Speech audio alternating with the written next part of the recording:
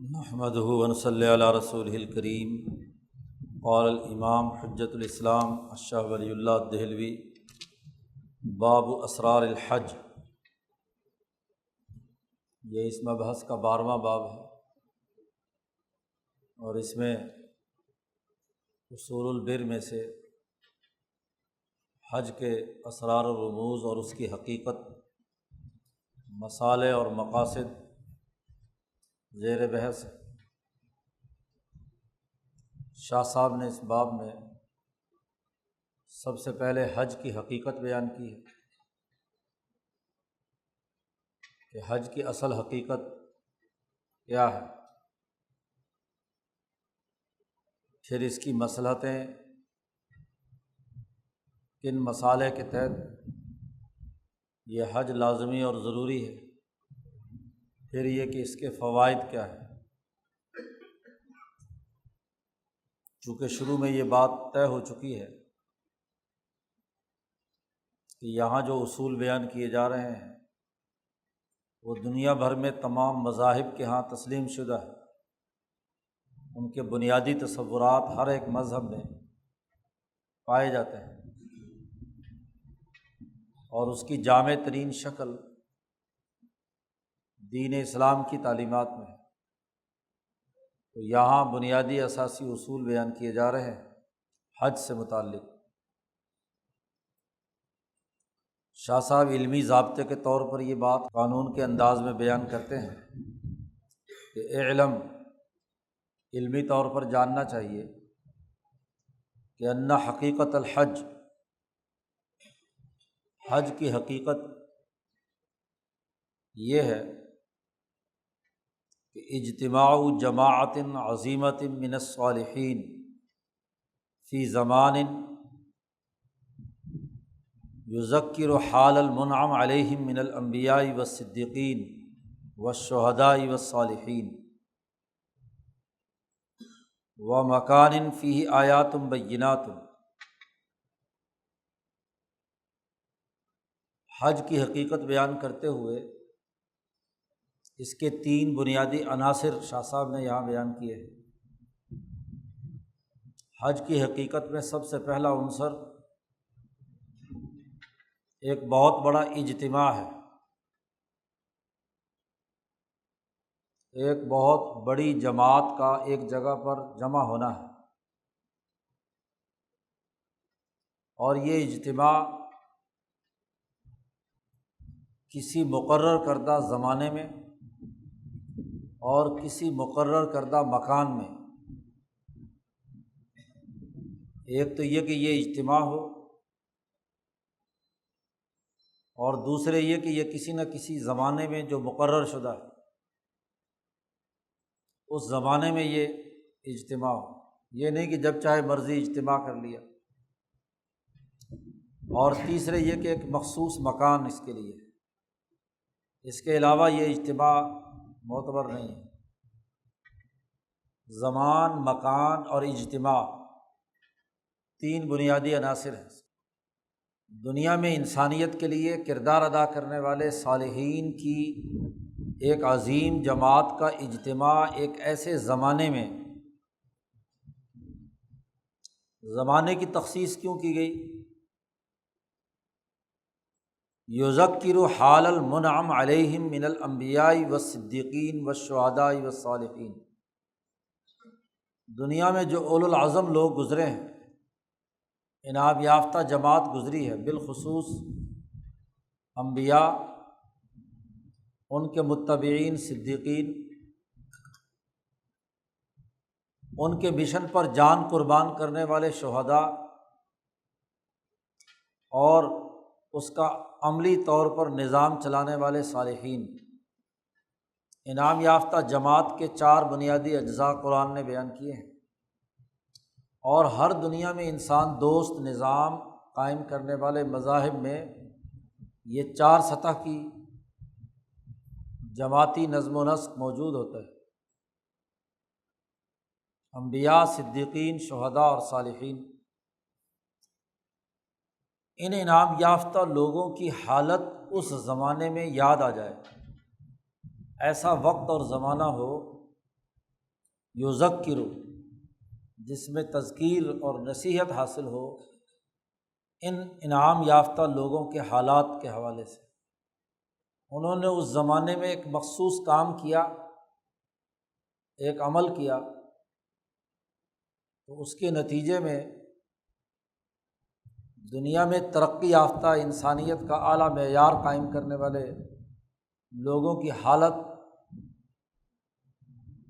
ان کے حالات، ان کے واقعات ہمارے سامنے آئے۔ وہ مکان، ایک ایسا مکان، فیہ آیات بینات، جس میں واضح اللہ کی نشانیاں موجود ہوں۔ قد قصدہ جماعات من ائمۃ الدین معظمین لشعائر اللہ، ایسا مکان جہاں دنیا بھر کے تمام مذاہب کے جو رہنما گزرے ہیں، ان کی بڑی بڑی جماعتوں نے وہاں جانے کا قصد اور ارادہ کیا ہو، وہ لوگ وہاں گئے ہوں، وہاں جا کر انہوں نے اللہ کے شعائر کی عظمت اور اس کا احترام سیکھا ہو، متضرعین، اللہ کے سامنے وہ گڑ گڑانے والے ہوں، راغبین و راجین من اللہ الخیر، اللہ کی طرف سے خیر اور بھلائی کی امیدوار اور اس کا ذوق و شوق رکھنے والے ہوں، و تکفیر الخطایا، اور اپنے گناہوں کی معافی مانگنے والے ہوں۔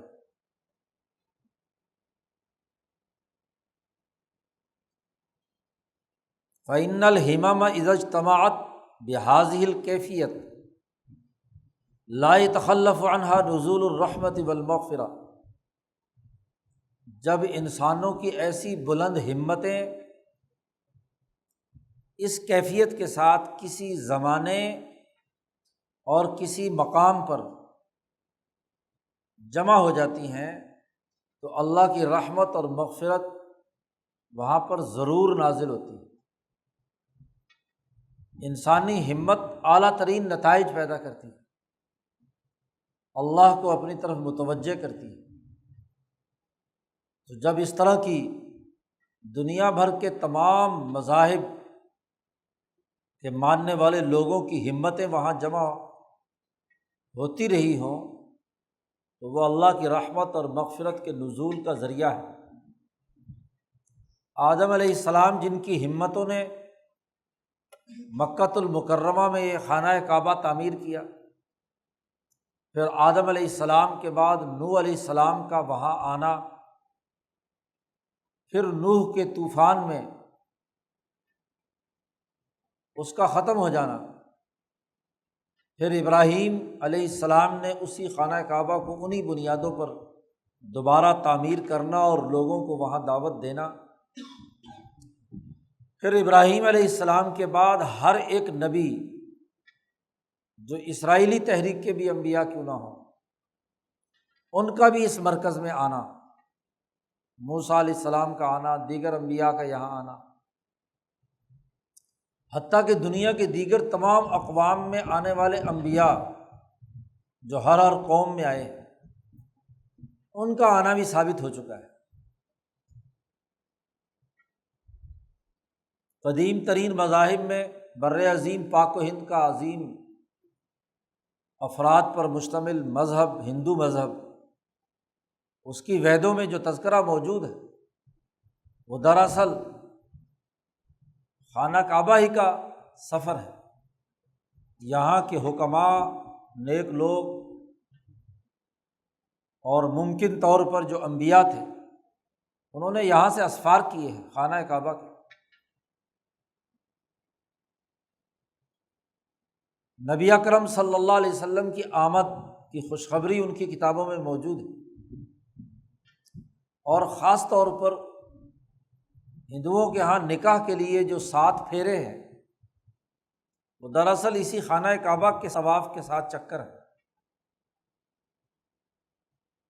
تو دنیا کے تمام مذاہب کے جو ائمہ دین رہے ہیں، ان کے ماننے والی جتنی بھی جماعتیں رہی ہیں، انہوں نے اس مرکز میں پہنچ کر اس مرکز میں اللہ کے سامنے گڑ گڑا کر انسانیت کے لیے خیر اور بھلائی مانگی۔ اسی لیے امام شاہ ولی اللہ فرماتے ہیں فیوز الحرمین میں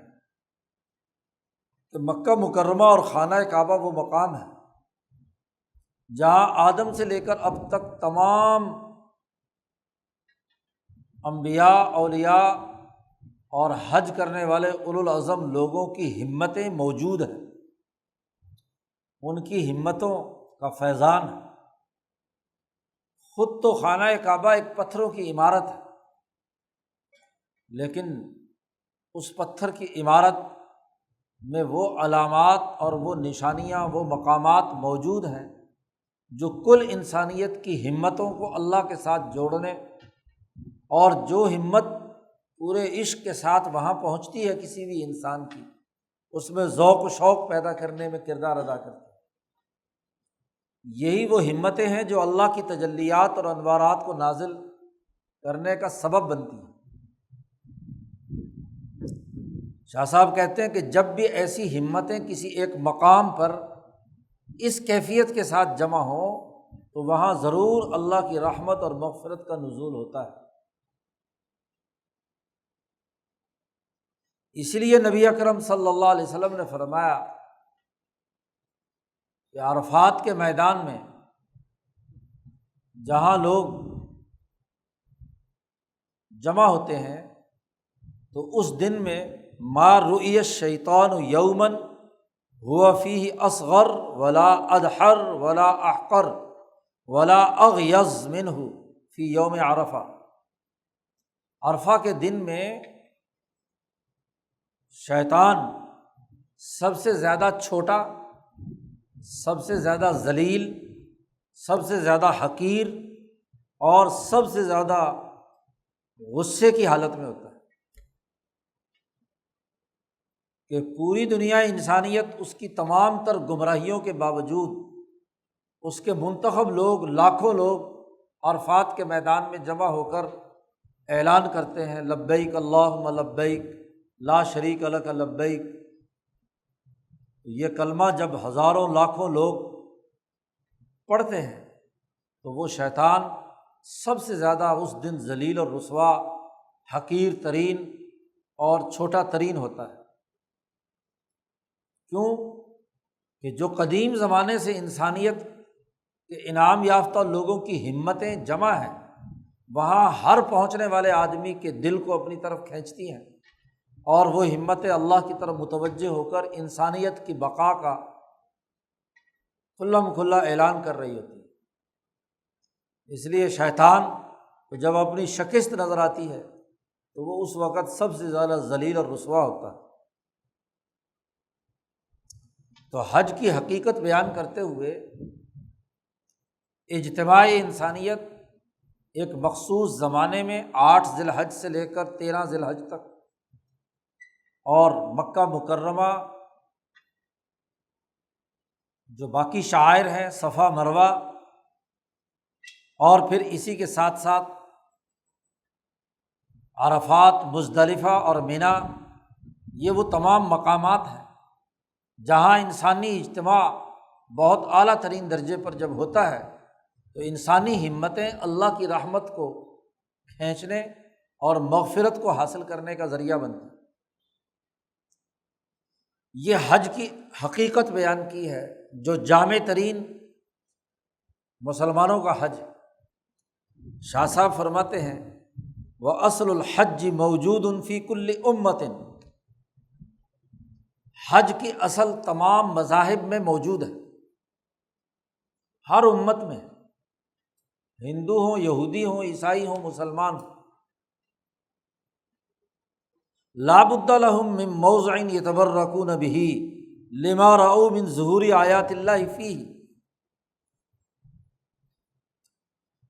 دنیا کے ہر مذہب اور ملت کسی نہ کسی ایسے مقام کو متبرک سمجھتے ہیں جس میں وہ اللہ کی کوئی خاص نشانی اپنے فہم کے مطابق سمجھتے ہیں کہ وہاں اللہ کی آیات اور نشانیوں کا ظہور ہوا۔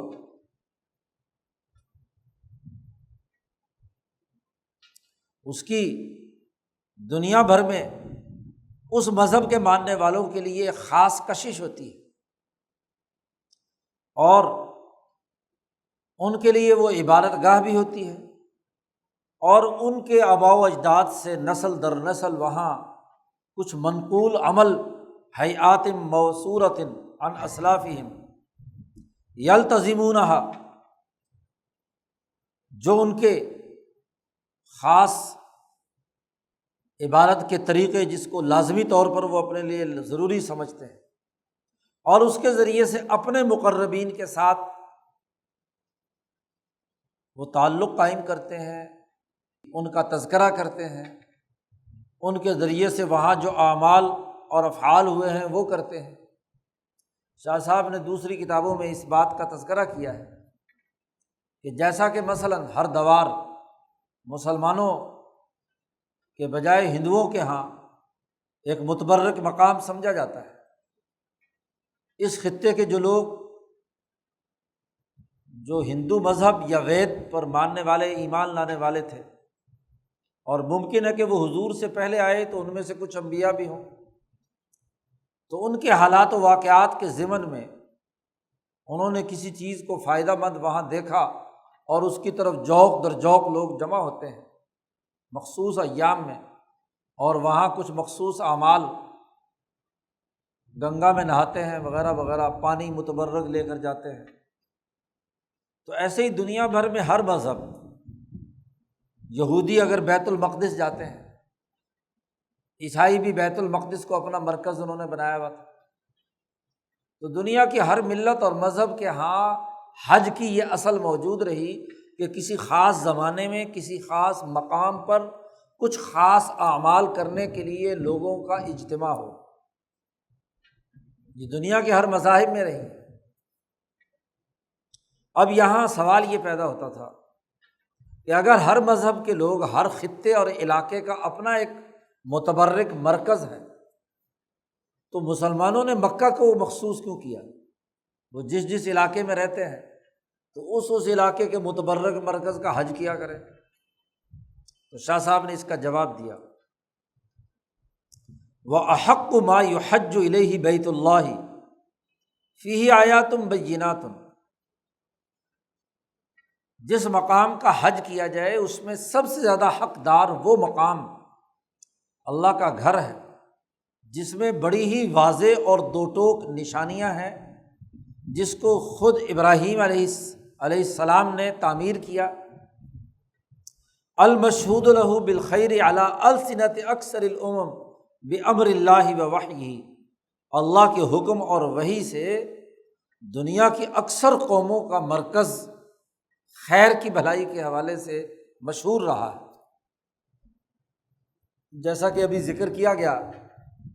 کہ حضرت آدم سے لے کر حضور اقدس صلی اللہ علیہ وسلم تک انبیاء کی اکثریت نے مکہ مکرمہ حاضری دی ہے، حتیٰ کہ ہندوؤں کی ویدوں میں بھی یہاں سے لوگوں کا وہاں سفر کر کے جانا، وہاں وہ تمام اعمال کرنا جو حج سے متعلق ہے، یہ ثابت شدہ ہو چکا ہے۔ توحید، رسالت اور خانہ کعبہ اور پھر کالکی اوتار کی بعثت کی خوشخبری ان کی اصل کتابوں میں موجود ہے۔ بعد کی تحریفات اور تغیرات سے کچھ ہو گیا ہو تو وہ تو دنیا بھر کی باقی کتابوں میں بھی ہوا ہے، تو ویدوں کے اندر بھی ایسا ہی ہوا۔ تو مکہ مکرمہ وہ مرکز ہے، ایک تو امام انسانیت ابراہیم نے اس کی تعمیر کی ہے، دوسرا اس میں آیات بینات واضح نشانیاں ہیں کہ اگر پورے کرۂ ارض کا کوئی بھی مرکز اور محور پیمائش کیا جائے تو اس کا بالکل سینٹرل پلیس خانہ کعبہ ہے۔ وہاں وہ مقام ابراہیم پتھر ہے جس پر انسانیت متفق ہے، تو ایسے مقام کو ترجیح دی جائے گی جو کل انسانیت کا ایک متفقہ مرکز ہے۔ بعد ان کانت الارض قفرا وعرا، جبکہ وہ زمین بالکل چٹیل میدان، کوئی وہاں سبزہ نہیں، کوئی باغات نہیں، کوئی اور ایسی چیز نہیں،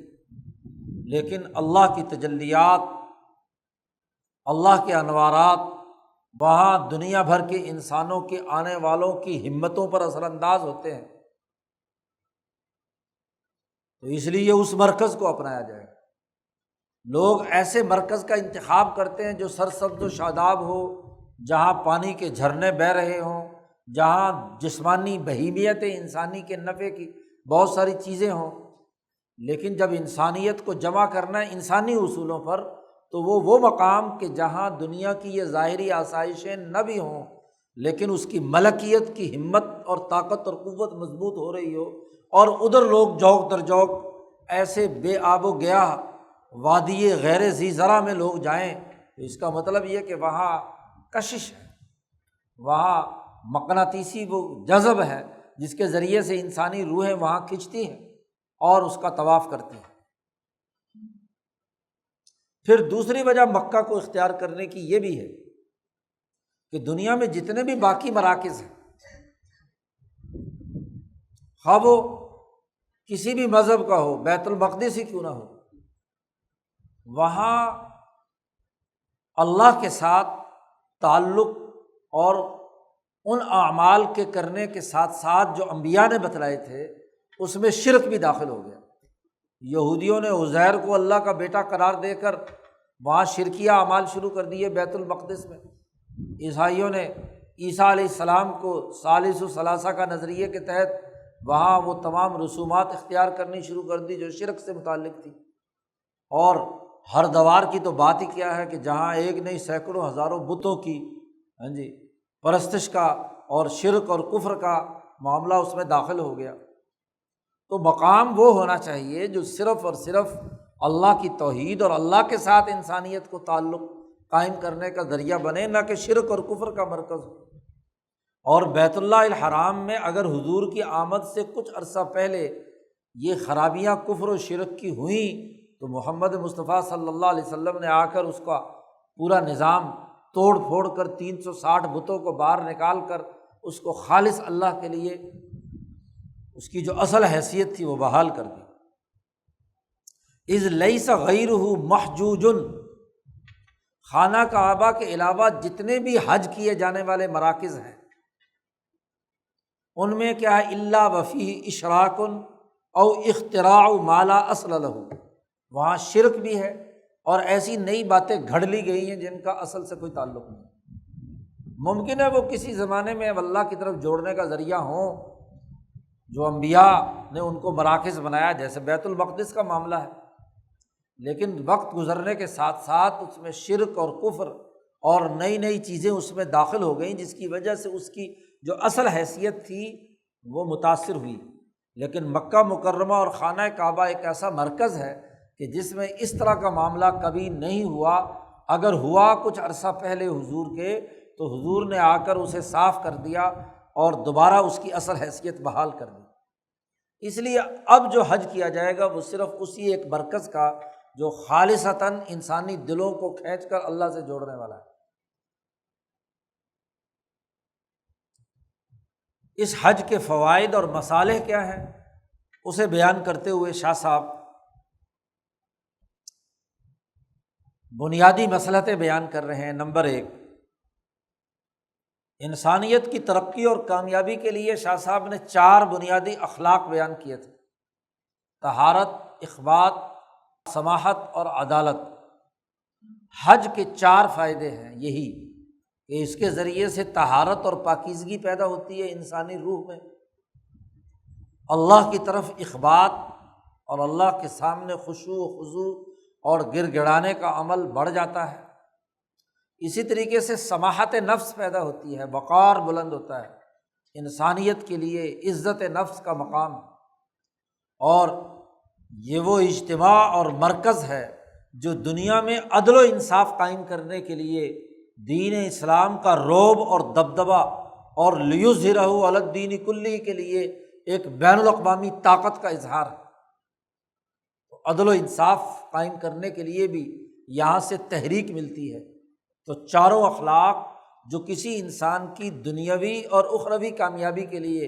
لازمی اور ضروری ہیں، جن کی تفصیلات شاہ صاحب پچھلے باب میں بیان کر چکے ہیں، باب السعادۃ الحقیقیہ میں، تو وہ چاروں فائدے اس حج کے ذریعے سے حاصل ہوتے ہیں۔ نمبر 1، من باب الطہارۃ النفسانیہ، کہ انسانی روح اور اس کے نفس کے اندر طہارت کے حوالے سے فائدہ حاصل ہوتا ہے، طہارت القلب حاصل ہوتی ہے۔ اور وہ کیسے؟ الحلول بموضع لم یزل الصالحون یعظمونہ، دنیا بھر کے تمام مذاہب میں یہ بات طے شدہ ہے کہ جب کسی ایسے مقام پر آپ حاضر ہوں جہاں نیک لوگ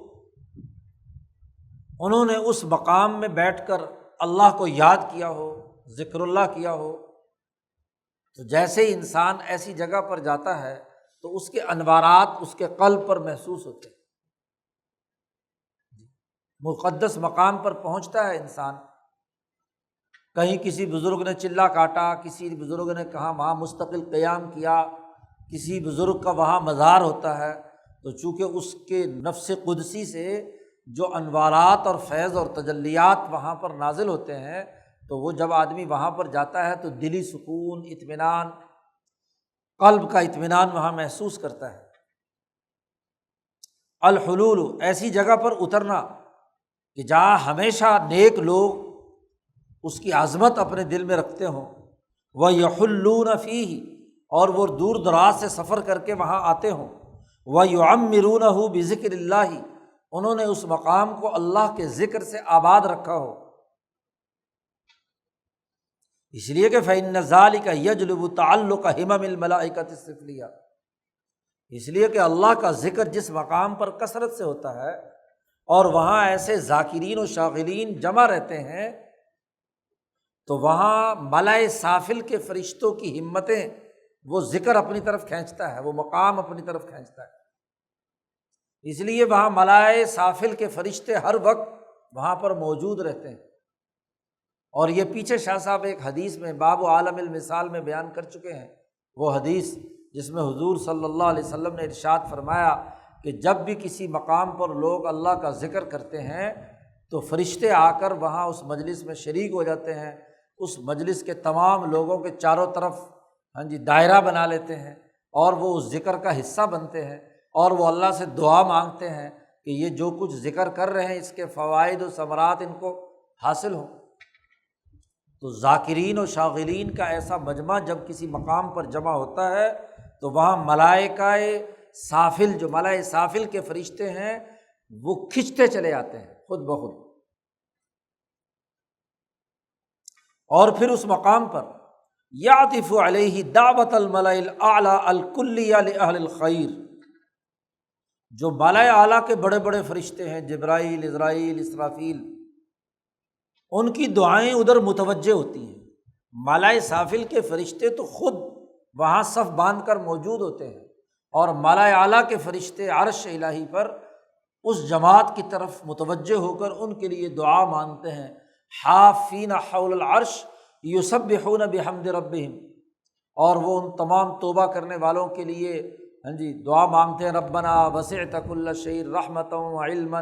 فاغفر للذین تابوا واتبعوا سبیلک وقہم عذاب الجحیم۔ قرآن نے جو تفصیلات بیان کی ہیں پیچھے شاہ صاحب اس کی تفصیلات واضح کر چکے ہیں۔ فَإِذَا حَلَّ بِهِ، جب کوئی آدمی ایسے مقام پر جاتا ہے تو غلب الوانہم علی نفسہ، تو اس پوری جماعت کے رنگ، فرشتوں کے جو رنگ ہے صبغۃ اللہ ہے، وہ اس کے نفس پر اثر انداز ہوتا ہے۔ اور شاہ صاحب کہتے ہیں کہ میں نے اس کا بہت مرتبہ خود اپنے نفس پر تجربہ کیا ہے، وقد شاہدت ذلک رأی عین، میں نے اپنی ان آنکھوں سے مشاہدہ کیا ہے کہ ایسے مقام پر جہاں کثرت سے ذکر ہوتا رہا، جہاں اونچے درجے کے اولیاء اللہ قیام فرما رہے، وہاں ان فرشتوں کو اترتے میں نے دیکھا ہے، اور ملائے اعلیٰ کے دعاؤں اور حضرت القدس کے فرشتوں کی دعاؤں کو متوجہ ہوتے ہوئے بھی میں نے دیکھا، میں نے انہی آنکھوں سے مشاہدہ کیا۔ تو یہ تجربہ شدہ دنیا میں بات، امام شاہ ولی اللہ کا طریقہ یہ ہے کہ جب تک کسی اصول کو اپنے اوپر بطور تجربے اور مشاہدے کے دیکھ نہ لیں اسے تحریر نہیں کرتے۔ تو یہ جو پہلا فائدہ ہے طہارت نفسانی کا کہ انسانی قلب میں پاکیزگی پیدا ہوتی ہے، اس کے اندر صفائی ستھرائی آتی ہے، طہارت پیدا ہوتی ہے، طہارت القلب پیدا ہوتی ہے، تو یہ اس کا سبب یہ ہوتا ہے۔ تو جب دنیا کے چھوٹے چھوٹے بزرگوں کے مراکز کے اندر یہ کیفیت ہے تو بیت اللہ الحرام جہاں اللہ کا جلال، اس کی عظمت، اس کی ہیبت، اس کا ذکر آدم سے لے کر اب تک ہو رہا ہے، کوئی لمحہ ایسا نہیں گزرتا جب طواف نہ ہو رہا ہو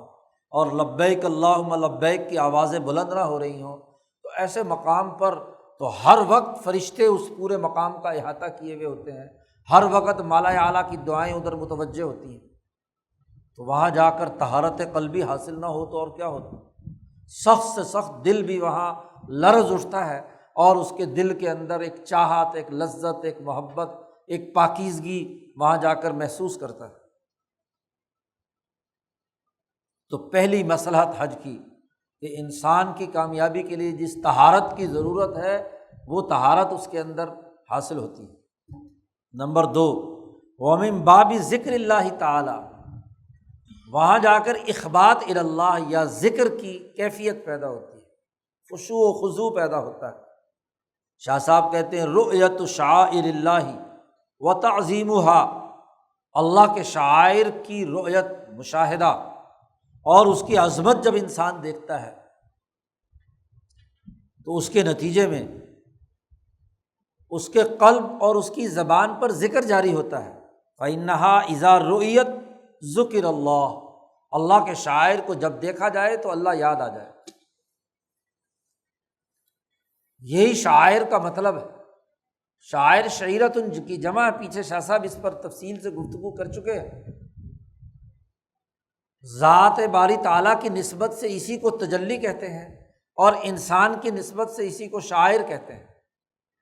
کہ یہ وہ نشانیاں یا علامتیں ہیں جو دلوں کو کھینچ کر اللہ کی طرف لے جاتی ہیں کہ جیسے ہی ان پر نظر پڑے تو اللہ یاد آ جائے۔ تو خانہ کعبہ پر جب نظر پڑتی ہے تو اللہ یاد آ جاتا ہے، اللہ کے سامنے خشوع و خضوع کا اظہار کرتا ہے۔ سخت سے سخت دل آدمی جب وہاں پہنچتا ہے اور خانہ کعبہ پر نظر پڑتی تو دل لرز اٹھتا ہے، نگاہیں اس کی طرف دیکھنا ان کے لیے بہت بڑا ادب کا وہ مقام آتا ہے کہ نگاہیں نہیں اوپر اٹھتی۔ تو عظمت اور جلال، خشوع و خضوع اللہ کا اس خانہ کعبہ کے در و دیوار سے ٹپک رہا ہوتا ہے۔ شاہ صاحب کہتے ہیں یہ اسی طریقے سے اللہ یاد آتا ہے جیسے کسی بھی چیز کے جو لوازمات ہیں وہ چیز پائی جائے تو لازم ضرور آئے گا۔ آگ جلے تو اس کی حرارت ضرور محسوس ہوتی ہے، ایسے ہی خانہ کعبہ کے اندر اس کی عظمت اور اس کی مشاہدہ وہ اللہ کے ذکر اور اس کے سامنے خشوع و خضوع کی کیفیت پیدا کرتا ہے۔ لا سیما عند انتظام ہیئات تعظیمیۃ و قیود و حدود، خاص طور پر جب وہاں شعائر کے مقام پر پہنچ کر عظمت والی ہیئت اور شکل اختیار کرے اور اس کی بھی قیود و حدود کی پابندی کرے، اپنا سرے والا لباس اتار دے، 2 چادروں میں لپٹا ہوا ہو، بال بکھرے ہوئے ہوں، پاؤں کے اندر چپل ہو، برے حال اللہ کے سامنے گڑ گڑا کر وہ دعا مانگ رہا ہو اور دیوانہ وار اس کے در و دیوار کے چاروں طرف طواف کر رہا ہو عشق کی حالت میں، تو ضرور تنبہ النفس تنبیہا عظیما، تو انسانی روح اور نفس کو بہت زیادہ تنبہ ہوتا ہے اور اس میں وہ خشوع و خضوع کی کیفیت پیدا ہوتی ہے۔ اخبات الی اللہ کا جذبہ اعلیٰ ترین درجے پر پیدا ہوتا ہے، اس لیے کہ حج ایک عاشقانہ عبادت ہے، اس میں عشق کا معاملہ ہے اور جتنا عشق اس کے اندر بلند ہوتا ہے اتنے ہی نتائج بہتر ظاہر ہوتے ہیں۔ تیسرا سماحت، وقار۔ شاہ صاحب کہتے ہیں وَرُبَمَا يَشْتَاقُ الْإِنسَانُ إِلَىٰ رَبِّهِ أَشَدَّ شَوْقٍ، بسا اوقات انسان کے اندر شوق پیدا ہوتا ہے کہ وہ اپنے رب کے ساتھ زیادہ قریب کا تعلق قائم کرے، تو فَيَحْتَاجُ إِلَىٰ شَيْءٍ يَقْضِي بِهِ شَوْقَهُ، تو اسے ضرورت پیش آتی ہے کہ وہ ایسی چیز کو اختیار کرے جس سے اس کا شوق پورا ہو جائے۔ تو اس شوق کو، اس کے اس جذبے کو، اس کے ایک اعلیٰ ترین سماحت کی کیفیت کو سوائے حج کے اور کوئی چیز حل نہیں کر سکتی، کیونکہ دنیا میں رہتے ہوئے تو وہ اللہ کا براہ راست ادراک نہیں کر سکتا۔ لا تدرک الابصار وہو یدرک الابصار۔ تو دنیا میں اپنے شوق کے پورا کرنے کا ایک ہی ہے کہ اللہ کے گھر کا دیوانہ وار چکر کاٹے، طواف کرے، اور خاص حیات وضع قطع کے ساتھ جو انبیاء نے کیا ہے یہ اس کے اندر کیفیت پیدا ہو، تو اس کے اندر سماحت پیدا ہوتی ہے، وقار، بلندی نفس پیدا ہوتا ہے۔ جتنا کسی اللہ جیسی ذات جو بلند اور اعلیٰ ہے اس کی طرف کھنچے گا، شوق ظاہر کرے گا، اتنا ہی وہ خود بھی بلند ہوگا۔ پھر حج کا یہ اجتماع دین کے غلبے اور عدل و انصاف کا مرکز بھی ہے۔ شاہ صاحب کہتے ہیں بالکل اسی طرح جیسے سمجھو کہ دنیا میں حکومتیں وہ کچھ مدت کے بعد ایک وسیع میدان میں عوام کو جمع کر کے حکومت اپنی طاقت اور قوت کا مظاہرہ کرتی ہے، فوجی پریڈ کرائی جاتی ہے، اپنے اسلحے کی نمائش کرتی ہے اور اپنی طاقت اور قوت کا اظہار کر کے اپنے دشمن ملکوں کو پیغام دیتی ہے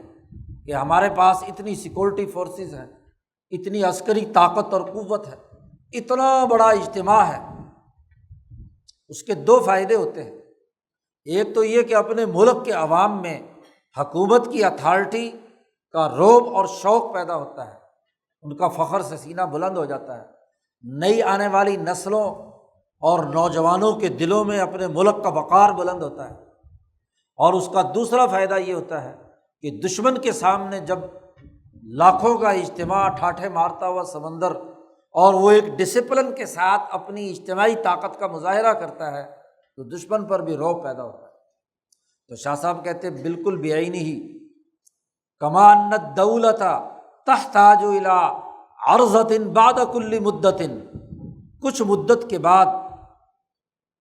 حکومت اور سلطنت اپنے تمام افسران اور اپنے تمام رہنماؤں اور لیڈروں کو ایک لائن میں کھڑا کر کے باقاعدہ ان کا اجتماع بلایا جاتا ہے کہ کون حکومتی طاقت اور قوت کے ساتھ کھڑا ہے اور کون ریاست اور حکومت کے مخالف، اس کا پتہ چل جائے اور اپنے تمام لوگوں پر حکومتی اتھارٹی مسلط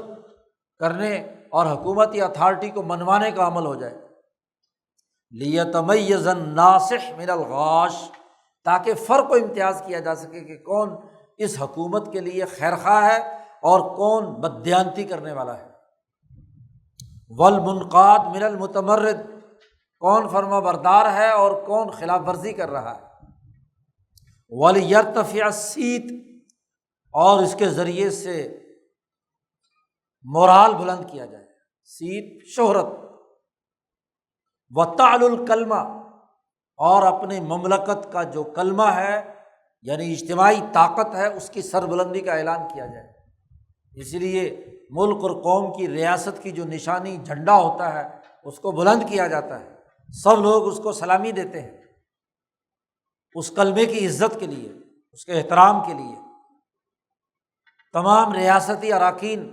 اس موقع پر ان کی حاضری لگتی ہے، تمام اہم عہدیداران وہاں موجود ہونے چاہیے تاکہ ان کا نظم و ضبط اور ڈسپلن جو ہے وہ قائم رہے۔ اور وَيَتَعَارَفُ أَهْلَهَا فِي مَا بَيْنَهُمْ، اور لوگوں کو پتہ چل جائے کہ کون کون ہمارا منسٹر ہے، کون کون ہمارا افسر ہے، کون کون ہمارے ذمہ داران ہیں، ان کا تعارف تمام لوگوں کو ہو جائے۔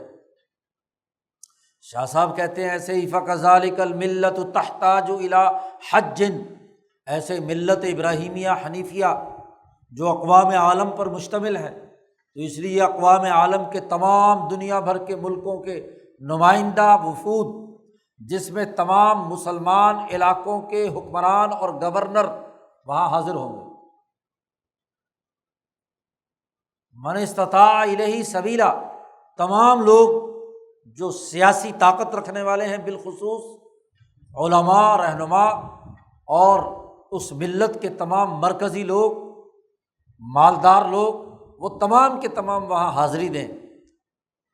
اس لیے حج کے اجتماع میں عمر فاروق کے زمانے میں تمام گورنروں کو ہدایت تھی کہ حج پر آ کر جمع ہوں، اور عوام سے کہا جاتا تھا کہ کسی گورنر کے خلاف شکایت ہے تو حج کے بعد باقاعدہ احتساب ہوتا تھا۔ ہاں بھی کسی علاقے کے لوگوں کو کوئی شکایت ہے تو بتاؤ کہ وہاں کے گورنر نے تم پر کوئی ظلم تو نہیں کیا، وہاں کے علماء کی سوچ کیا ہے، وہاں کے عمراء کیا سوچ رہے ہیں۔ تو ملت کا بین الاقوامی اجتماع کرنا ضروری ہے تاکہ ملت کی طاقت اور قوت اور اس کا رعب دشمنوں پر پڑے جو اس ملت کو نہیں مانتے۔ تو لیظہرہ علی الدین کلہ کا عملی مظاہرہ، اور جیسے کسی بھی ملک کا یوم آزادی یا یوم جمہوریہ، اس میں ایک دن مقرر ہوتا ہے، وہ جو آزادی کا دن ہے، آزادی اور حریت کا دن، اور وہ دن ہوتا ہے جس میں قومیں آزاد ہوتی ہیں، عام طور پر وہ دن منایا جاتا ہے۔ تو ایسے ہی ملت ابراہیمیہ کے لیے یہ حج کا دن منایا گیا۔ عمر فاروق رضی اللہ تعالیٰ عنہ سے ایک یہودی عالم نے پوچھا، کہا بلکہ بخاری شریف میں روایت،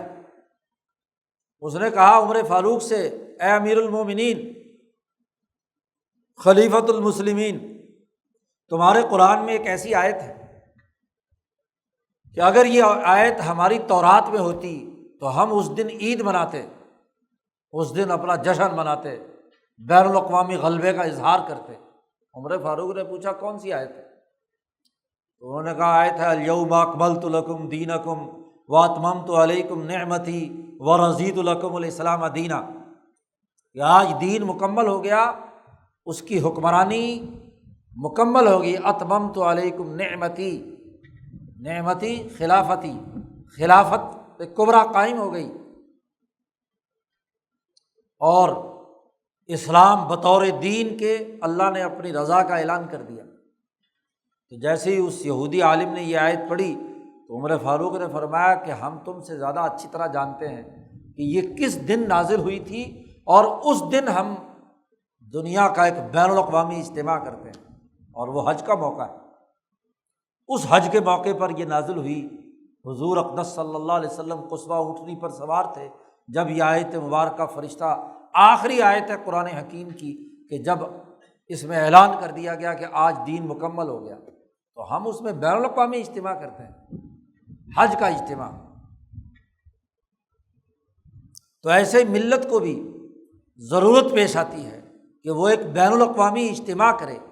تو حج مسلمانوں کا ایسا بین الاقوامی اجتماع ہے جس سے یہ فرق و امتیاز پیدا کیا جانا ہے کہ کون واقعتاً ملت ابراہیمیہ کے موافق ہے اور کون منافق ہے، لیتمیز الموافق من المنافق۔ نفاق کا اظہار ہو جائے کہ طاقت کے باوجود کوئی آدمی وہاں نہیں پہنچا، حکومت کے باوجود حکمران وہاں نہیں پہنچے، تو نفاق کس میں ہے اور موافق کون ہے؟ اور یہ دن اس لیے بھی ہے کہ وَلْيَظْهَرْ دُخُولُ النَّاسِ فِي الدِّينِ أَفْوَاجًا، کہ لوگ اللہ کے دین میں فوج در فوج داخل ہوں۔ جب اتنا لاکھوں کا اجتماع اور دنیا بھر میں لوگوں کو اطلاع ملے کہ انسانیت کا اتنا بڑا اجتماع ہوا، تو لوگ دنیا میں اس کے غلبے کو قبول کر کے فوج در فوج دین میں داخل ہوں۔ اور پھر اس کا تیسرا فائدہ یہ ہے کہ وَلْيَرَىٰ بَعْضُهُمْ بَعْضًا فَيَسْتَفِيدَ كُلُّ وَاحِدٍ مَا لَيْسَ عِندَهُ۔ جب بین الاقوامی اجتماع ہوگا تو کوئی افریقہ سے آ رہا ہے، کوئی یورپ سے آ رہا ہے، کوئی ایشیا سے آ رہا ہے، کوئی آسٹریلیا سے آ رہا ہے، دنیا بھر سے انسان جمع ہو رہے ہیں، اور ہر علاقے کے اندر کوئی نہ کوئی انسانی فائدے کا کوئی ارتفاق موجود ہے، تو ان کے ارتفاقات کا ایک دوسرے سے شیئرنگ ہوگی۔ اجتماع میں جب انسان ایک دوسرے سے ملتا ہے تو وہ ان کے رہن سہن، ان کے طور طریقے، ان کے عادات و اطوار جو مفید ہوتی ہیں وہ بھی سیکھتا ہے کہ کسی علاقے کے لوگ کسی کام کو کیسے بہتر انداز میں اور سلیقے سے سر انجام دیتے تو دوسروں کو پتہ چل جاتا ہے اس بین الاقوامی اجتماع میں۔ شاہ صاحب نے ایک قانون بیان کیا، اذ الرغائب انما تکتسب بالمصاحبۃ والترائی، رغبت والی عمدہ چیزیں انسان سیکھتا ہے ایک دوسرے سے میل جول اور ایک دوسرے کا مشاہدہ کرنے سے۔ اس لیے بڑے بڑے سمپوزیم منعقد کیے جاتے ہیں، بڑے بڑی لوگوں کے لیے، کسی بھی شعبے کے لیے لوگوں کو اکٹھا کر کے ایگزیبیشن لگائی جاتی ہے کہ لوگ دیکھیں ایک دوسرے کے تجربات اور مشاہدات، ان کی ٹیکنیکس دیکھیں، ان کی بنائی ہوئی چیزوں کا مطالعہ کریں، تو اس سے ذہن بلند ہوتا ہے، چیزوں کا نئے آئیڈیاز سامنے آتے ہیں، آگے بڑھ کر ملک اور قوم کو ترقی دینے کے نئے پہلو سامنے آتے ہیں۔ اس لیے حج بین الاقوامی اجتماع کا تیسرا فائدہ یہ ہے۔ تو دنیا میں عدل و انصاف قائم کرنے کے مواقع پیدا ہوتے ہیں، لوگوں کو ایک دوسرے سے فائدہ ہوتا ہے، موافق اور منافق کے درمیان فرق و امتیاز پیدا ہوتا ہے، اللہ کے دین میں غلبے کے لیے لوگوں کے داخل کرنے کا موقع ملتا ہے۔ آگے شاہ صاحب نے جہاں قسم ثانی میں حج کے فضائل اور حج کے جو اسرار بیان کیے ہیں، وہاں شاہ صاحب نے یہ بات بھی واضح کی ہے کہ اس کے نتیجے میں دشمن پر رعب پیدا ہوتا ہے، قذف فی قلوبہم الرعب، دشمن پر رعب پیدا ہوتا ہے۔ تو حج کے مقاصد یہ ہے۔ آج سوچنے کی بات ہے کہ کیا یہ مصلحتیں ہمیں حاصل ہوتی ہیں؟ معاملہ یہ ہے کہ جب سے ہمارے ذہنوں میں پستی پیدا ہو گئی تو حج کا وہ اجتماع نتائج پیدا نہیں کر رہا، الا ماشاء اللہ 25-30 لاکھ کا مجمع جمع ہوتا ہے، لیکن دنیا، عالمی سامراجی دنیا پر کوئی اثر پیدا نہیں ہوتا، اس لیے کہ ان کے تابع فرمان حکمران وہاں جمع ہوتے ہیں جو غلامی اور پستی کی حالت کو قبول کیے ہوئے۔ 8 دنیا کے طاقتور ملک G8 ممالک اکٹھے ہوتے ہیں، ان کا ایک فیصلہ پوری دنیا میں اثر انداز ہوتا ہے۔ 5 ویٹو پاور والے ملک وہ ایک جگہ پر ایک فیصلہ کرتے ہیں، ویٹو کر دیتے ہیں، پوری دنیا اس سے متاثر ہوتی ہے۔ اور یہاں 57 مسلمان ملکوں کا اجتماع ہوتا ہے، بلکہ غیر مسلم ملکوں سے بھی دنیا بھر سے مسلمان جمع ہوتے ہیں، لاکھوں کا مجمع ہوتا ہے، لیکن اس کی فیصلے ہی نہیں ہوتے، ایک رسم بنا دی۔ کیوں؟ جرأت نکل گئی، غلبے کی سوچ نکل گئی، حج کے مقاصد و اہداف پیش نظر نہیں رہے، اور حج کا معاملہ وہ بن گیا جو نبی اکرم صلی اللہ علیہ وسلم نے ارشاد فرمایا کہ یأتی علی الناس زمان، لوگوں پر ایک ایسا زمانہ آئے گا، 4 مقاصد وہاں بیان کیے ہیں، 4 پہلوؤں سے وہاں جائیں گے۔ کچھ لوگ جائیں گے ریاکاری کے لیے، نبی اکرم صلی اللہ علیہ وسلم نے فرمایا کہ عمراء جائیں گے، متوسط لوگ جائیں گے تجارت اور کاروبار کی نیت سے، علماء جائیں گے ریاکاری کے لیے، اور فقیر جائیں گے بھیک مانگنے کے لیے۔ نیتیں بدل گئی، مقاصد پیش نظر نہیں۔ علماءہم، ان کے علماء وہ اس لیے کہ لوگ کہیں کہ یہ حاجی ہے، مقاصد اور نتائج جب نکل جائیں، مسالے فوت ہو جائیں، تو بڑا اجتماع بھی کوئی نتیجہ پیدا نہیں کرتا۔ تو یہاں شاہ صاحب کہتے ہیں حج اعلیٰ ترین مقاصد غلبہ دین کے نظریے کے ساتھ ہوتا ہے تو نتیجہ پیدا کرتا ہے۔ اب حج کے فوائد کیا ہیں؟ شاہ صاحب نے فرمایا وَإِذَا جُعِلَ الْحَجُّ رَسْمًا مَشْهُورًا أَنْفَعَ عَنْ غَوَائِلِ الرُّسُوم۔ یہ 4 اخلاق کے راستے کے جو حجابات شاہ صاحب نے بیان کیے تھے پچھلے باب میں، پچھلے مبحث میں، وہ 3 حجاب تھے، حجاب طبع، حجاب رسم اور حجاب سوء معرفہ۔ تو اگر طہارت قلبی حاصل ہو گئی تو حجاب طبع ٹوٹتا ہے، اور اگر یہ رسماً مشہوراً بن جائے، حج کو ایک ایسی رسم، ایک ایسا عمل، بین الاقوامی عمل قرار دے دیا جائے، تو شاہ صاحب کہتے ہیں انفع عن غوائل الرسوم، وہ جو غلط نظاموں کی رسومات ہیں ان کے مقابلے میں یہ مسلمانوں کی غلبے کی رسم کو غالب کرنے والا بن جائے۔ تو حجاب رسم اس سے ٹوٹتا ہے۔ حجاب رسم جب سارے لوگوں کو دیکھتا ہے کہ وہ لبیک اللہم لبیک پکار رہے ہیں، تو گرد و پیش کے ماحول سے جو متاثر ہونے کی اس کی کیفیت ہے وہ ختم ہوتی ہے، ٹوٹتی ہے۔ دوسرا فائدہ، ولا شیء مثلہ فی تذکر الحالۃ التی کان فیہا ائمۃ الملہ، کہ اس ملت کے جو بڑے بڑے حنیفی تحریک کے امام حضرت ابراہیم، حضرت اسماعیل، اسحاق، یعقوب، اور پھر خود نبی اکرم صلی اللہ علیہ وسلم، پھر خلفائے راشدین، اور ان کے بعد اولیاء مجددین، علماء ربانیین، انہوں نے جو وہاں جا کر جن اعلیٰ مقاصد کے تحت وہ حج کیا ہے، تو ان کی حالت یاد کرنے کا موقع ملتا ہے کہ کیسے ابراہیم نے خانہ کعبہ تعمیر کیا، اسماعیل اور ابراہیم نے پھر دعا مانگی، اور پھر ہاجرہ نے کیسے صفا و مروہ کے درمیان دوڑ لگائی بچے کے بچانے کے لیے۔ ایک عورت کی دوڑ پسند آ گئی اور اس کو باقاعدہ حج کا ایک ذریعہ اور اس کا ایک فریضہ اسے قرار دے دیا گیا، طواف کو لازمی قرار دے دیا گیا۔ تو ائمہ ملت کی حالت یاد آتی ہے، والتحزیز علی الاخذ بہا، اور اس کو لینے کے لیے جوش پیدا ہوتا ہے، جذبہ پیدا ہوتا ہے۔ اس لیے ہمارے حضرت فرماتے تھے کہ وہاں جا کر ان انبیاء کی نیت کرو کہ ابراہیم علیہ السلام نے کس نیت سے یہ مرکز بنایا، اسماعیل نے کس نیت کے ساتھ یہ کام کیے، حضرت محمد مصطفیٰ صلی اللہ علیہ وسلم کے قدم اس سرزمین پر لگے اور ان کے پیش نظر کیسے مکے کے ظلم کے نظام کو توڑنا اور دین کے غلبے کے لیے جدوجہد اور کوشش کرنا تھا۔ ابو بکر صدیق، عمر فاروق، عثمان غنی، علی المرتضیٰ، بڑے بڑے اولیاء اللہ جس عزم و ارادے کے ساتھ اس مرکز میں ان کی ہمتوں نے کردار ادا کیا، اے اللہ ہماری ہمت بھی ان کی ہمت، ان کی اتباع میں اتنی ہی بلند، اتنا ہی اونچا فکر، اتنا ہی اونچا نظریہ، اتنا ہی اعلیٰ عمل اور کردار ہمارے اندر پیدا فرما۔ تو اس نیت سے جب حج کیا جاتا ہے، طواف کیا جاتا ہے، سعی کی جاتی ہے، شعائر کا طواف، صفا اور مروہ، اور اسی طریقے سے مینا اور مزدلفہ اور عرفات میں جانا ہوتا ہے، تو وہ تمام کیفیات جو اس اعلیٰ ترین جماعت میں ہیں وہ ان کے دلوں میں منتقل ہوتی ہیں۔ شاہ صاحب کہتے ہیں وَلَمَّا كَانَ الْحَجُّ سَفْرًا شَاسِعًا وَعَمْلًا شَاقًا،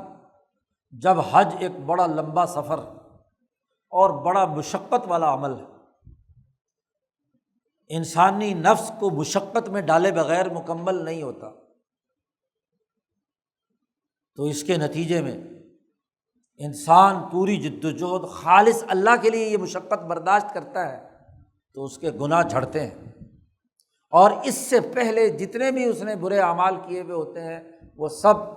ہادمن ٹوٹ جاتے ہیں۔ جیسے ایمان انسان قبول کرتا ہے تو ایمان سے پہلے کفر کی حالت میں جتنے کام کیے ہوئے ہوتے ہیں سب مٹ جاتے ہیں،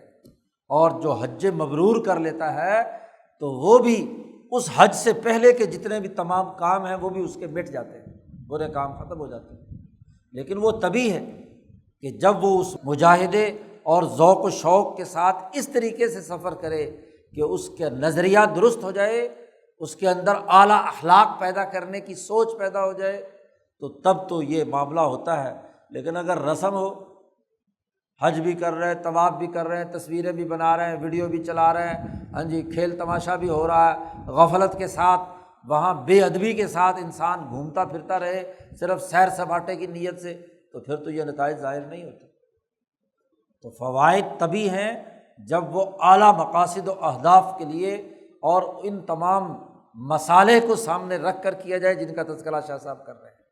تو اس مقاصد کے لیے یہ حج ایک نتیجہ پیدا کرتا ہے۔ مزید شاہ صاحب نے نیکی کی اقسام بیان کی ہیں۔ اگلا باب شروع ہوتا ہے، باب اسرار انواع من البر۔ یہ تو وہ متعین عبادات تھی، نماز، روزہ، حج، زکوٰۃ، ان کے اسرار الگ الگ شاہ صاحب نے بابوں میں بیان کیے ہیں، اور آخر میں ایک باب لائے ہیں 13واں باب، بر کی تمام اقسام جو اس کے علاوہ ہیں ان کو شاہ صاحب نے یہاں پر اس باب میں بیان کیا ہے اکٹھے۔ شاہ صاحب کہتے ہیں انواع البر میں سے ان نماز روزہ حج فرائض کے بعد جو نمبر ایک سب سے پہلا جو بر میں سب سے اونچے درجے کا ہے وہ کیا ہے؟ شاہ صاحب کہتے ہیں منہا الذکر، اللہ کا ذکر۔ اس لیے کہ اللہ کا ذکر اگر کیا جائے، ایسا ذکر کہ لا حجاب بینہ و بین اللہ تعالی، کہ اللہ اور اس کے درمیان کوئی پردہ حائل نہ ہو۔ جب آدمی صدق دل کے ساتھ پورے توجہ اور ذوق و شوق کے ساتھ انسان ذکر کرتا ہے تو اس ذکر جو اللہ اور اس بندے کے درمیان کوئی حجاب باقی نہیں رہتا، تو شاہ صاحب کہتے ہیں ایسا ذکر لا شیء مثلہ فی علاج سوء المعرفہ، سوء معرفت کے علاج میں اس جیسی کوئی اور چیز نہیں ہے۔ غلط فہمی، بد فہمی، بات کو غلط سمجھنا، الٹا سمجھنا، آدمی کا حجاب طبع بھی ٹوٹ جائے، حجاب رسم بھی ٹوٹ جائے، اور پھر اس کے بعد انسان میں حجاب سوء معرفت رہتا ہے کہ بات صحیح تناظر میں نہیں سمجھی، تو اللہ کے ساتھ سچا تعلق کرنے میں، حجاب سوء معرفت کو دور کرنے میں سب سے اہم ترین ذکر اللہ ہے۔ اور اس کی دلیل حضور صلی اللہ علیہ وسلم کا وہ قول ہے جس میں آپ صلی اللہ علیہ وسلم نے ارشاد فرمایا الا انبئکم بافضل اعمالکم، کیا میں نے تمہیں نہ بتاؤں کہ تمہارے لیے سب سے افضل ترین عمل کیا ہے؟ یہاں شاہ صاحب نے صرف حدیث کا معمولی سا یہ ٹکڑا لکھ کر الحدیث کر دیا، یعنی لمبی حدیث ہے، اور اس حدیث کا اگلا جملہ جو امام ترمذی، امام مالک، امام احمد نے اسے روایت کیا ہے، ابن ماجہ میں، مشکات میں یہ حدیث، حضور نے فرمایا کہ ایک تو افضل اعمال یا خیر عمل تمہیں بتلاؤں، وَأَزْكَاهَا عِنْدَ مَلِيكِكُمْ، سب سے پاکیزہ ترین، وَأَرْفَعَهَا فِي دَرَجَاتِكُمْ، تمہارے درجات کو بلند کرنے میں سب سے اونچا ہے، اور وَخَيْرٌ لَكُمْ مِنْ إِنفَاقِ الذَّهَبِ وَالْوَرِقِ، سونے اور چاندی کو خرچ کرنے سے بھی زیادہ بہتر ہے، اور وَخَيْرٌ لَكُمْ مِنْ أَن تَلْقَوْا عَدُوَّكُمْ، اور دشمن کا مقابلہ کرنے سے بھی زیادہ بہتر ہے، فَتَضْرِبُوا أَعْنَاقَهُمْ وَيَضْرِبُوا أَعْنَاقَكُمْ، کہ تم دشمنوں کی گردنیں اتارو اور وہ تمہاری گردنیں اتاریں۔ ایسا کوئی بہتر عمل نہ تمہیں بتلاؤں؟ صحابہ سے حضور نے پوچھا تو صحابہ نے کہا بلا یا رسول اللہ بتائیے۔ ہاں، تو حضور نے فرمایا ذکر اللہ، اللہ کا ذکر ہے، ان تمام چیزوں سے افضل۔ وجہ یہ ہے کہ یہ جہاد یا لڑائی یا مال کا خرچ کرنا وغیرہ وغیرہ، یہ وہ اعمال ہیں جو کسی مقررہ وقت پر ہوں گے۔ حکومت وقت جہاد کا اعلان کرے گی تو آپ جہاد کریں گے نا، یہ تو نہیں ہے کہ ہر وقت بندوق اٹھائے پھریں اور جو کافر ملے اس کی گردن اتارنا شروع کر دیں۔ اب اگر اس وقت کام نہیں ہو رہا تو کون سا عمل سب سے افضل ہوگا؟ اسی طریقے سے نماز کا ایک وقت ہے، عبادتوں کا ایک وقت ہے کہ اس وقت مقررہ سے آگے پیچھے اور تعداد مقررہ سے آگے پیچھے آپ نہیں کر سکتے۔ فجر کی 2 رکعتوں سے زیادہ 4 رکعتیں پڑھ سکتے ہیں آپ؟ نہیں۔ سونا چاندی کا خرچ یا مال خرچ کرنا غریبوں پر، تو اول تو نظام بنانا ہے جو تمام لوگوں کی ضروریات کو پورا کرے، اور اگر کسی وقت میں ضرورت پیش آئے تو ٹھیک ہے، آپ کو مال وہاں بیت المال میں جمع کرانا ہے، وہ بھی ایک وقتی بات ہے۔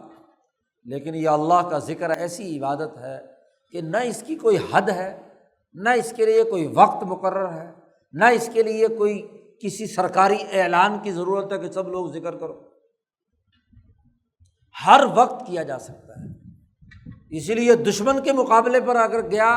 مسلمان تو وہاں بھی کہا اذا لقیتم فئۃ فاثبتوا واذکروا اللہ، تجارت کر رہا ہے تو وہاں بھی کہا کہ اللہ کا ذکر کر رہا ہے، ہاں جی، فلاں قانون اور ضابطہ بیان کیا، وہاں بھی کہا ذکر۔ تو ذکر اللہ ہر دم اور ہر لمحہ، اور خاص طور پر جب انسان کا قلب ذکر کر رہا ہو، رجال لا تلہیہم تجارت ولا بیع عن ذکر اللہ، ایسے مرد کہ جن کی تجارت اور کاروبار ان کو اللہ کے ذکر سے غفلت میں مبتلا نہیں کرتا، تو ایسا قلبی ذکر جو 24 گھنٹے انسان کا دل، اور جو جاگتے ہوئے دل اس کا ذکر کر رہا ہے، تو ضرور سوتے ہوئے بھی اس کا دل ذکر کرتا ہے۔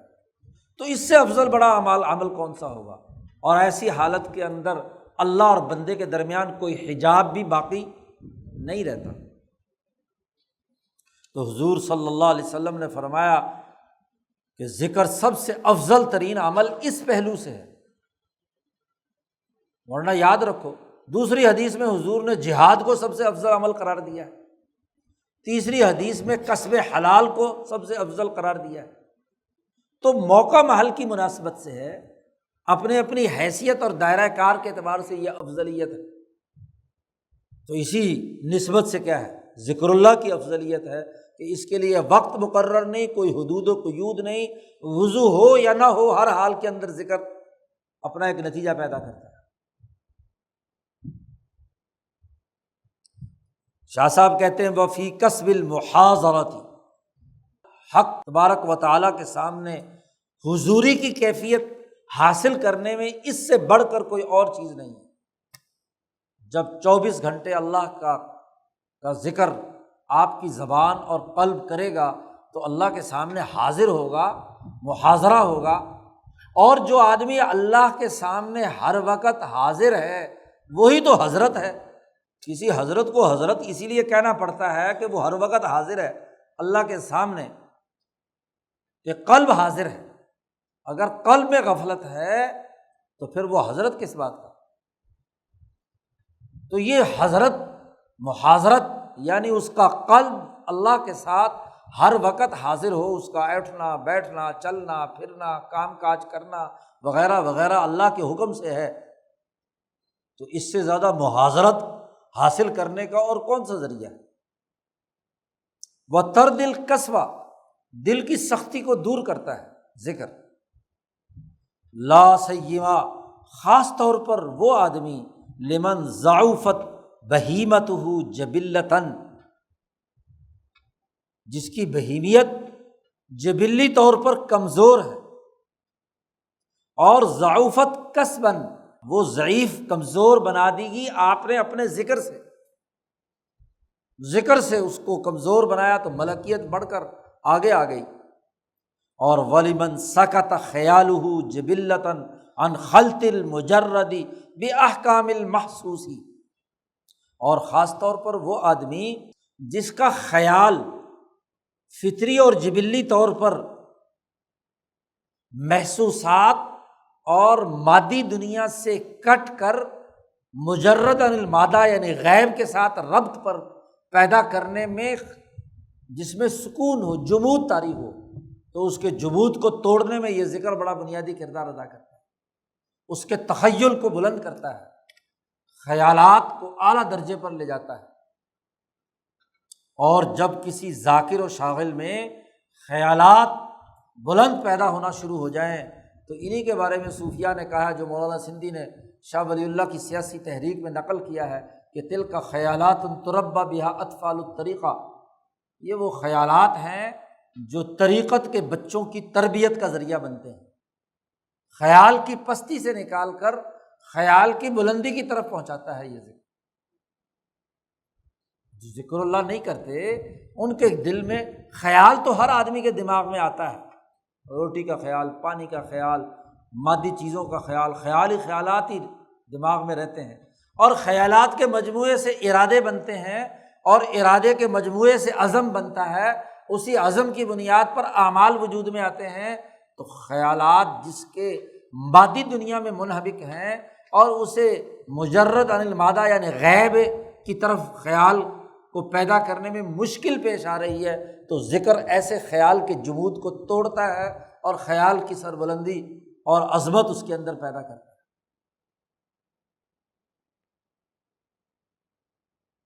اس لیے ذکر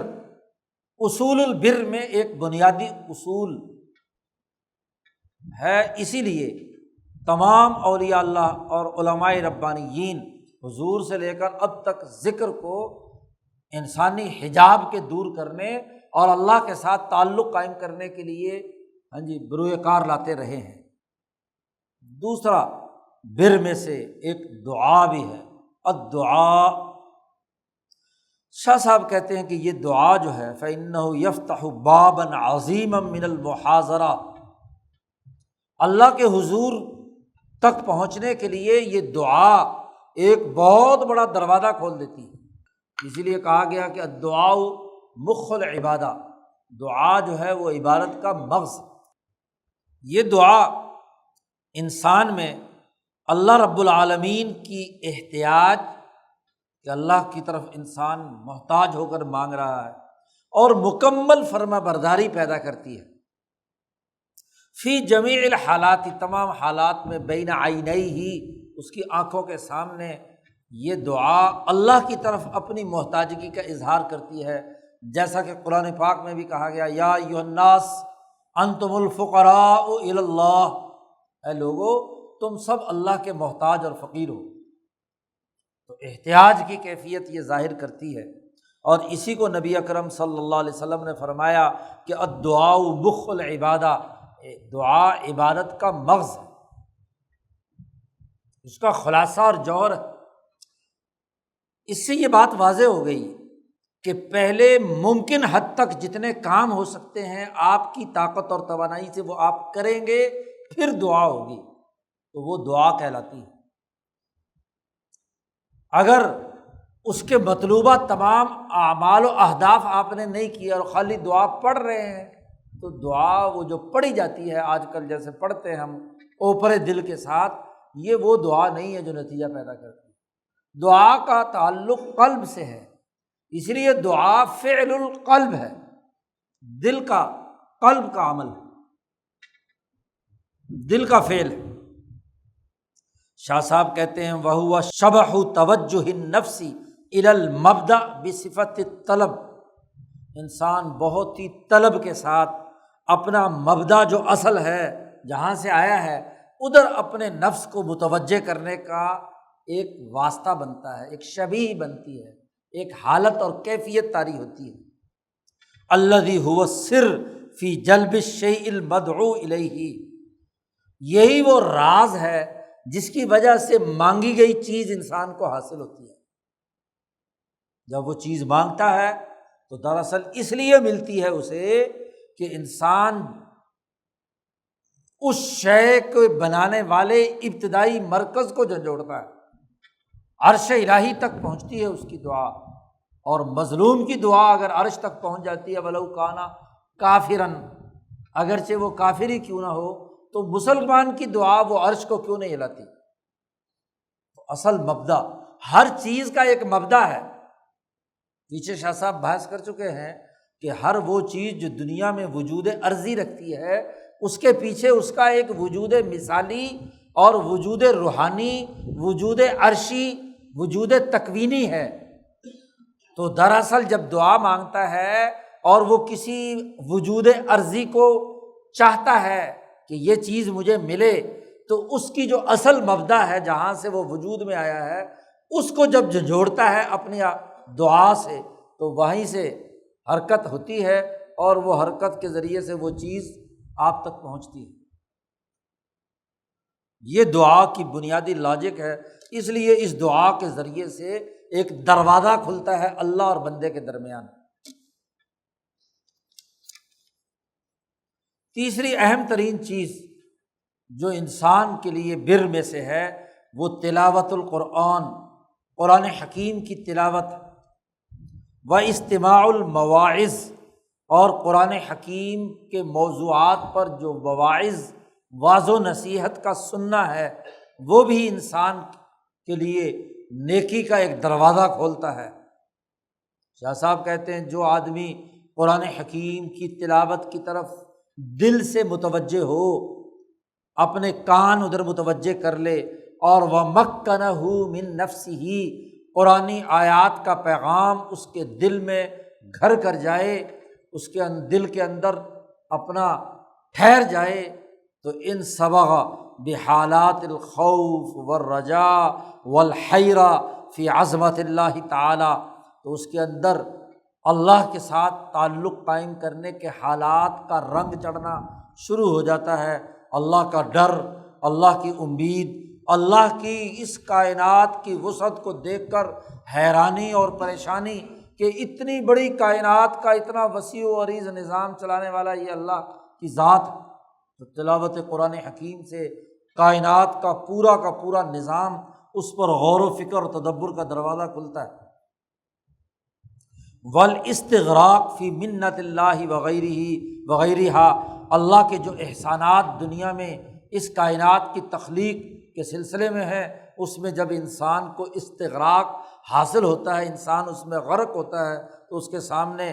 کیا ہوتا ہے؟ فَيَنْفَعُ مِنْ خُمُودِ الطَّبِيعِيَّةِ نَفْعًا بَيِّنًا، اس کی طبیعت کے اندر جو جمود اور خاموشی ہے،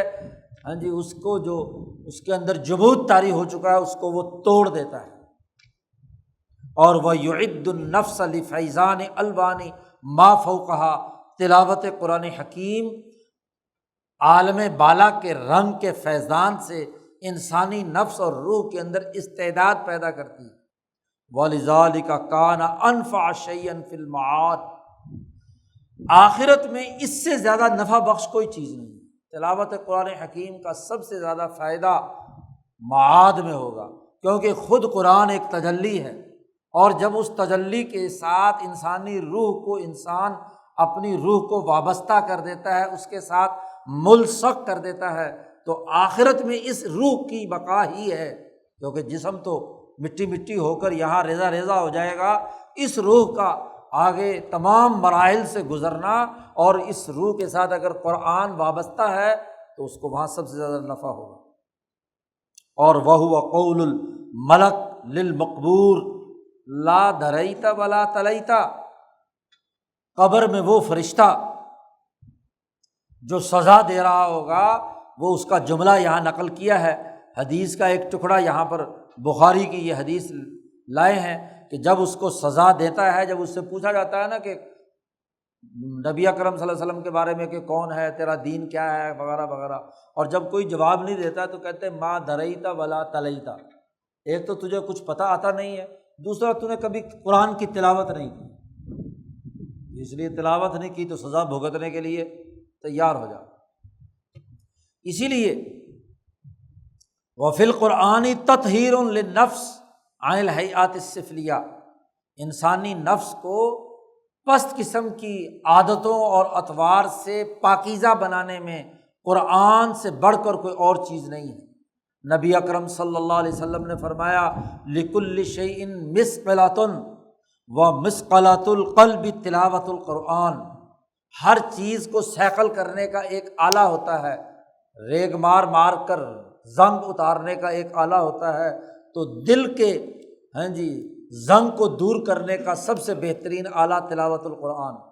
قرآن کی تلاوت۔ یہ حدیث مختلف انداز میں آئی ہے، کہیں ذکر کا معاملہ ذکر کیا ہے اور کہیں تلاوت قرآن حکیم کا تذکرہ کیا ہے۔ مشکات شریف میں یہ حدیث ہے، وہاں اس کے لیے الفاظ وہاں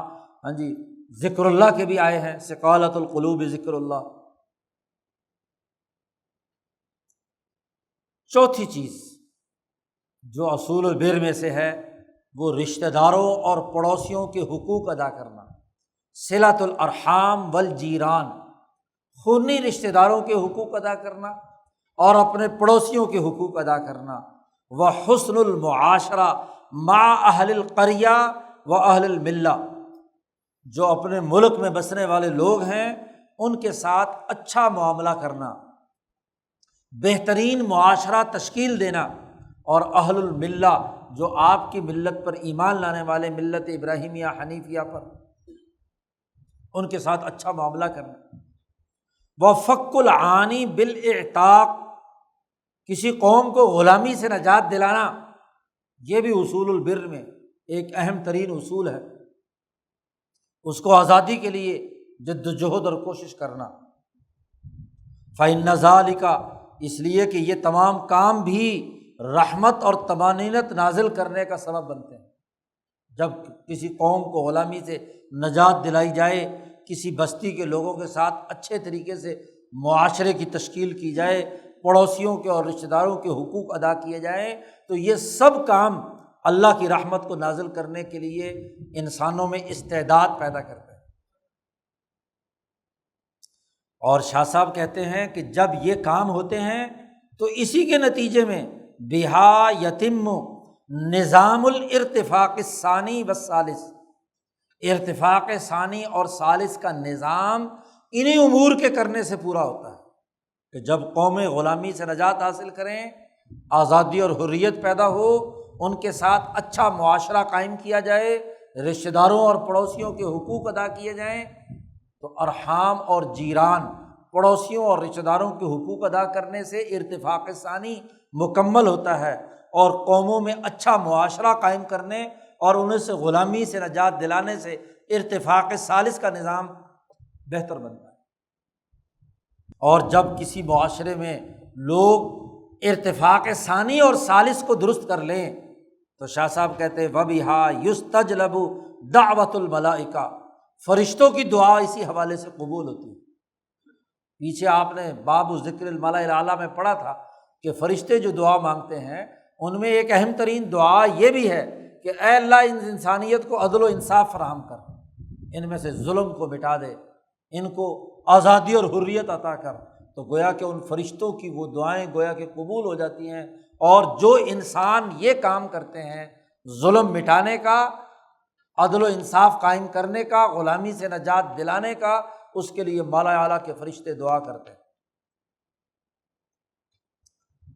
پانچواں اہم ترین عمل الجہاد، جہاد پانچواں اہم ترین عمل، اور یہ جہاد شاہ صاحب نے اس کے 4 درجات بیان کیے، 4 طرح کے انسان اور 4 طرح کے انسانوں کے مزاجوں کے اعتبار سے جہاد کے بھی 4 درجات۔ سب سے اعلیٰ ترین درجہ انبیاء کا ہوتا ہے، اور انبیاء کا وہ درجہ اس کی حقیقت کیا ہے؟ شاہ صاحب کہتے ہیں وَذَلِكَ أَن يَلْعَنَ الْحَقُّ إِنسَانًا فَاسِقًا ضَارًّا بِالْجَمْهُورِ، اعلیٰ ترین جہاد انبیاء کا ہے، اور اعلیٰ ترین جہاد جس کے خلاف ہے اس کی لعنت اور اس کی خرابی بھی اس اعلیٰ ترین درجے کی ہوتی ہے۔ جیسے فرعون، نمرود، شداد، ابو جہل۔ شاہ صاحب کہتے ہیں کہ اس کی وجہ یہ ہوتی ہے اعلیٰ ترین جہاد کے لیے یہ لازمی اور ضروری ہے کہ حق تبارک و تعالی کسی انسان پر ایسی لعنت برسائے کہ وہ انسان اتنا فاسق و فاجر، معاشرے کو توڑنے والا اور جمہور انسانیت کے لیے نقصان دہ، اس کا باقی رہنا جمہور انسانیت کے لیے عذاب بن جاتا ہے جب، اور حق تعالیٰ فیصلہ کر لے، اس کا غضب الہی فیصلہ کر لے کہ اس انسان کا خاتمہ کرنا، اس کی گردن اتارنا لازمی اور ضروری ہو گیا۔ حق یہ فیصلہ کرے کہ اعدامہ اوفق بالمصلحۃ الکلیۃ من ابقائہ، ایسے ظالم اور فرعون وقت کا باقی رہنا مصلحت کلیہ کے لیے، اس کا باقی رہنا زیادہ جرم ہے، اس کو دنیا سے ختم کر دینا زیادہ موافق ہے، اس کے وجود سے دنیا کو پاک کرنا لازمی ہو گیا۔ تو فیظہر الالہام فی قلب رجل ذکی، تو پھر الہام نازل ظاہر ہوتا ہے اس زمانے کے سب سے پاکیزہ ترین انسان کے قلب پر کہ وہ اٹھے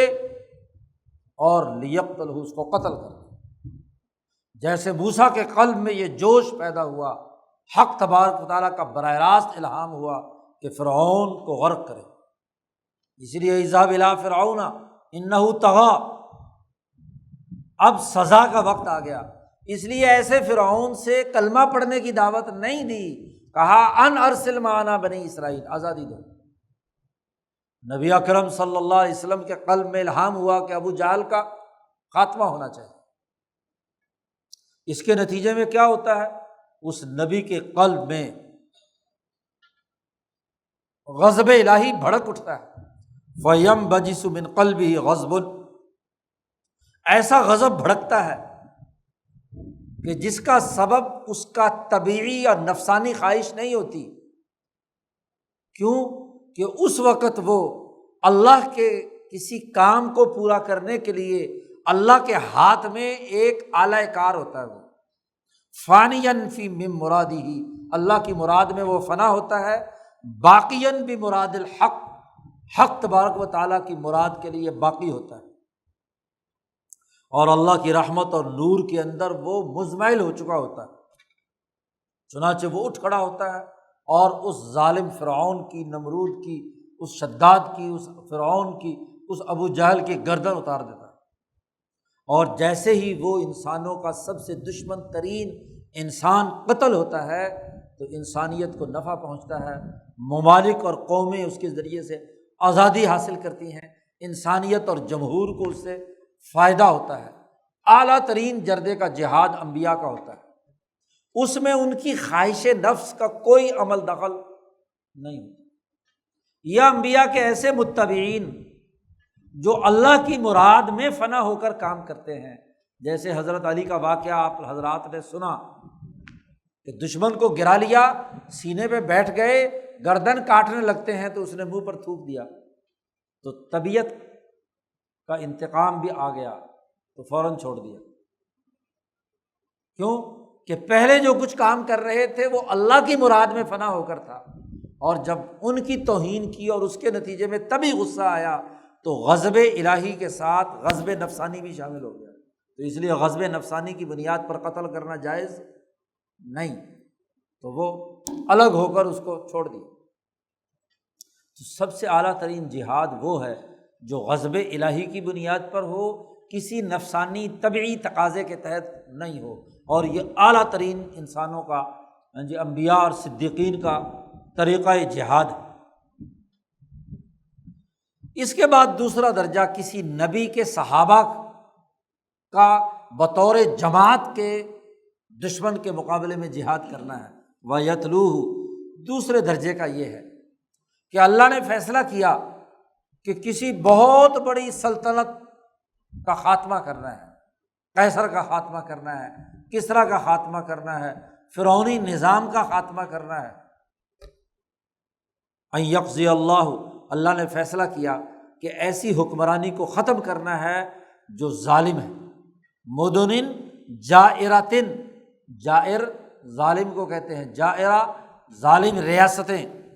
کفروا باللہ، جنہوں نے اللہ کا کفر کیا، جن کی عادات و اطوار بہت ہی خراب ہو گئے، تو نبی کو، انبیاء، اللہ کے انبیاء میں سے کسی نبی کو حکم دیا جاتا ہے بمجاہدتہم، ان کے ساتھ جہاد کریں، اور وہ یہ جہاد کا داعیہ نبی اپنی قوم اور اپنے ماننے والی صحابہ کے قلوب کے اندر یہ جہاد کا داعیہ پھونکتا ہے، لیکون امۃ اخرجت للناس، تاکہ ایسی جماعت تیار ہو جو انسانی نفع کے لیے کام کرے اور رحمت الہیہ اس کا احاطہ کر لے، تو وہ پوری جماعت انقلابی تیار ہوتی ہے۔ نبی دنیا سے بھی چلا جائے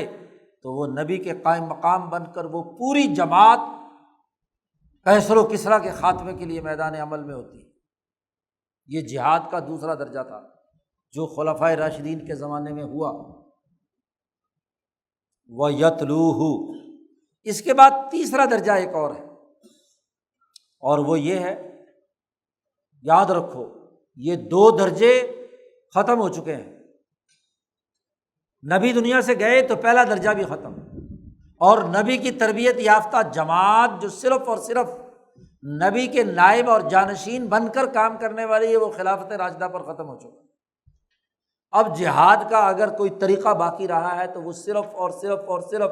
تیسرا ہے، جس کو شاہ صاحب نے یہاں بیان کیا ہے۔ اس سے کتاب الجہاد مکمل طور پر سمجھ میں آ جائے گا۔ اگر یہ کرائیٹیریا ہے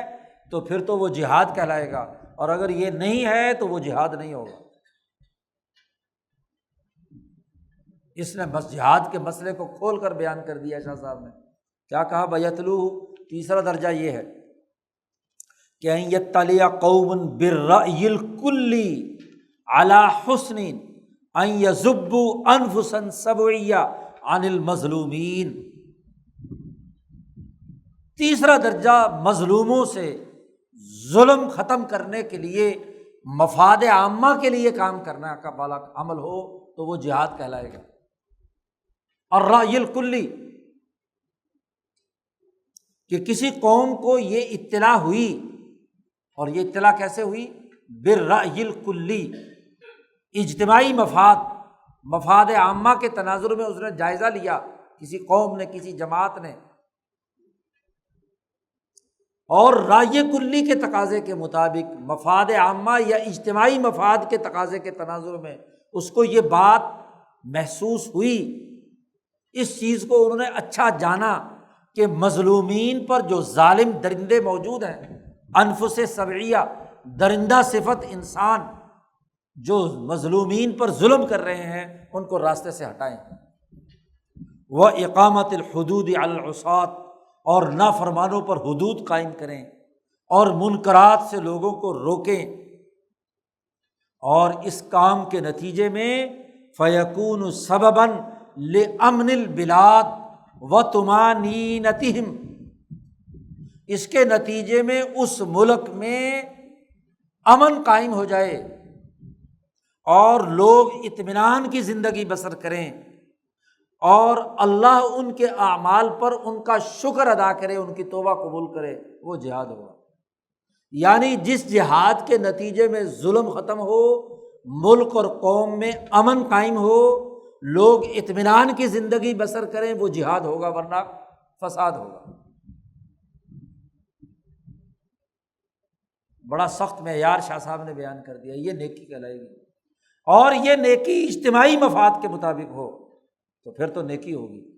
اور اگر انفس سبعیہ کے لیے ہو تو وہ جہاد ہوگا،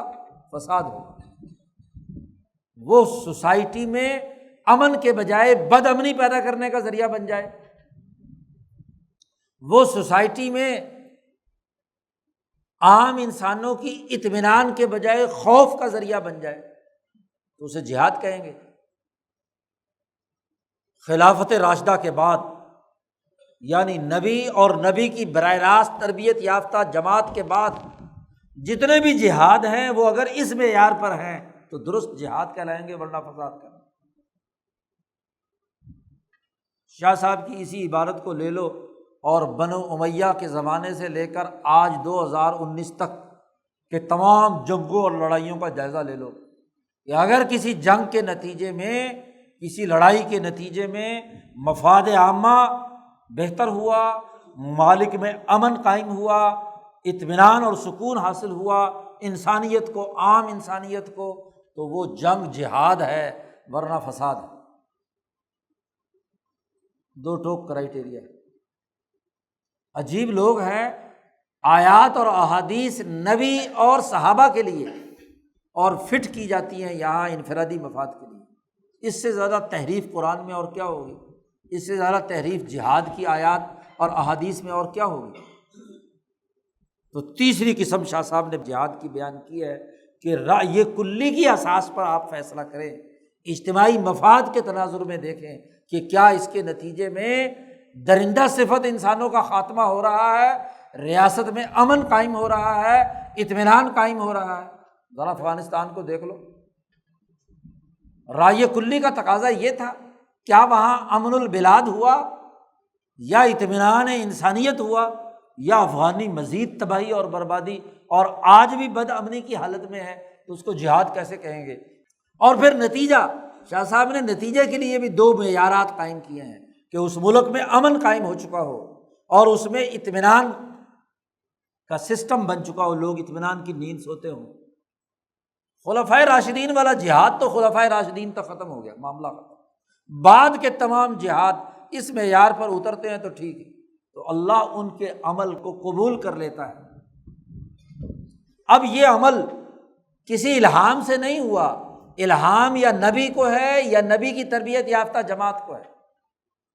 وہ 2 ٹوک اور 100% جہاد ہے۔ باقی سب کے سب اجتماعی مفاد کے تناظر میں ان کا جائزہ لیا جائے گا کہ مفاد عامہ کے مطابق ہے، امن اور اطمینان اس کا نتیجہ ہے، تو پھر تو ٹھیک ہے۔ تو ہمارے رائے پوری سلسلے کے بزرگوں نے اسی ولی اللہ اصول کی بنیاد پر کہا تھا کہ یہ افغانستان کا جتنا بھی جھگڑا اور لڑائی ہے یہ فساد ہے، اس کا جہاد سے کوئی تعلق نہیں۔ تو شاہ صاحب نے معیار قائم کر دیا۔ شاہ صاحب چھٹی بات ایک اور بیان کرتے ہیں، منہا تقریبات، ایسی تقریبات جو انسان بغیر کسی اختیار کے آتی ہیں اور اس کے ذریعے سے اللہ کی طرف انسان کو رجوع کرنے کی توفیق ہو جاتی ہے۔ اعلیٰ ترین نیکیاں یا اصول البر تو وہ ہیں جو پیچھے گزر چکے، نماز روزے سے لے کر جہاد تک، لیکن بسا اوقات کسی انسان میں غفلت ہوتی ہے، بہیمیت کا غلبہ ہوتا ہے، غفلت کی حالت میں ہوتا ہے، لیکن اللہ پاک اس کو توبہ کی توفیق دینا چاہتا ہے، تو مثلاً اس کو مصائب نے آ کر گھیر لیا، کوئی امراض چمٹ گئے اور اس کے نتیجے میں وہ بہت ہی پریشان ہونے کی حالت میں اللہ کی طرف متوجہ ہوا، تو اس میں بر کا کوئی نہ کوئی دروازہ کھل جاتا ہے، درج ذیل دروازوں میں سے لمعان، مثلاً نمبر 1 منہا ان الرحمت اذا توجہت الی عبد بصلاح عملہ، کسی انسان کے کسی اچھے عمل کی وجہ سے اللہ کی رحمت اس کی طرف متوجہ ہوتی ہے۔ اب اللہ کی رحمت تو اسے انعام دینا چاہتی ہے، لیکن وہ جس زمانے اور جس مقام پر ہے وہاں کے اسباب کچھ ایسے ماحول بن چکا ہے کہ وہ کسی نہ کسی مصیبت میں مبتلا ہے نیک آدمی، تو اس پر تنگی آ گئی، اور جب تنگی آ گئی اب اللہ نے رحمت دینی ہے اسے، تو یہی مصیبت اور تنگی اس کے نفس کی تکمیل کا ذریعہ بن جاتی ہے کہ ایسی حالت میں بھی وہ اللہ کا شکر ادا کرتا ہے، اس میں سے راستہ ڈھونڈتا ہے، اور بسا اوقات کچھ غفلت کے گناہ ہو رہے ہوتے ہیں تو اس سے توبہ تائب ہو جاتا ہے، تو اس کے گناہ مٹا دیے جاتے ہیں، حسنات لکھ دیے جاتے ہیں۔ شاہ صاحب نے کہا اس کی مثال ایسے ہی ہے کہ جیسے پانی کا بہاؤ دریا یا نالے میں چل رہا ہے، کسی چشمے سے پھوٹ رہا ہے، آگے کوئی بند آ گیا جس نے پانی روک لیا، تو کچھ اسباب کی وجہ سے پتھر آ گئے، کچھ چیزیں آ گئی، کچھ جھاڑ جھنکاڑ آ گیا جس کی وجہ سے ایک جھیل بن گئی۔ اب ہوتا کیا ہے، فَيُنْسَبُ الْإِجْرَاءُ إِلَى ذَلِكَ التَّضْيِيقِ، اب جیسے ہی وہ حالت ختم ہوتی ہے یا اسباب ٹوٹتے ہیں تو وہ سفر جو پانی آہستہ آہستہ اگر کر رہا تھا، جب ایک دم بند ٹوٹتا ہے تو وہ سفر بڑی تیزی کے ساتھ پانی پورا کر لیتا ہے۔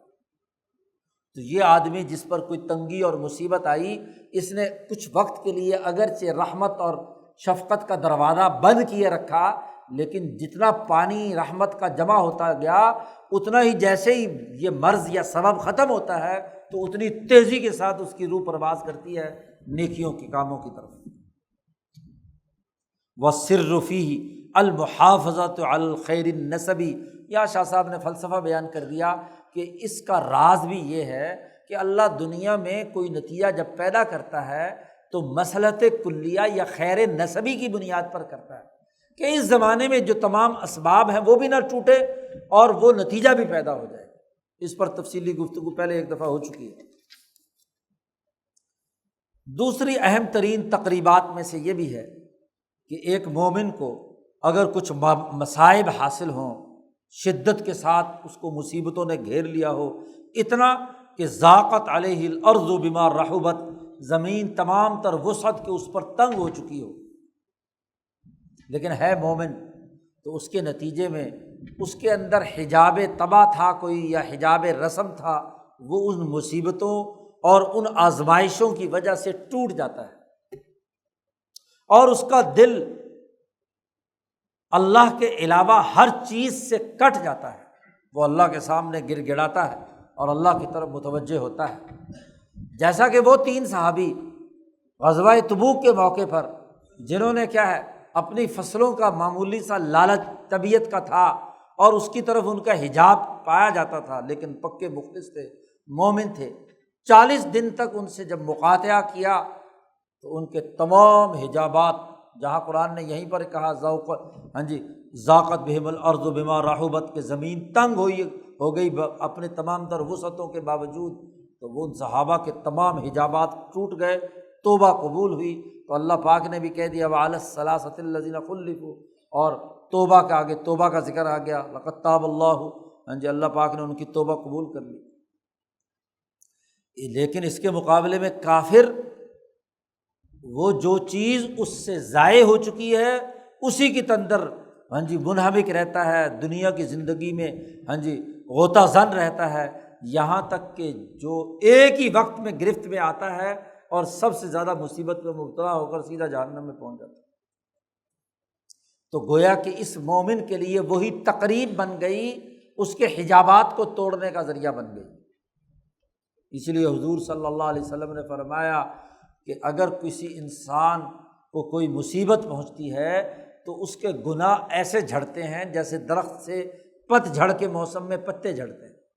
حتیٰ کہ اگر اس کے پاؤں میں کوئی کانٹا بھی چبھا ہے تو وہ بھی کسی نہ کسی گناہ کو دور کرنے کا ذریعہ بن جاتا ہے۔ حتیٰ کہ اگر کسی کی جیب میں ادھر اس جیب میں اس نے کوئی چیز رکھی اور جلد بازی میں ادھر ہاتھ ڈالا نہیں ملی اور اس گھبراہٹ کی وجہ سے خوف زدہ ہوا، تو یہ خوف بھی اس کو کیا ہے، اس کے گناہ کے ختم کرنے کا ذریعہ بن جاتا ہے۔ تیسری چیز کہ ایسا آدمی جس نے بہت سارے گناہ کیے ہوئے ہوں اور گناہ کے نتیجے میں چاروں طرف رکاوٹیں ہوں، اس کی بہیمیت غلیظہ کثیفہ ہو چکی ہو، اتنی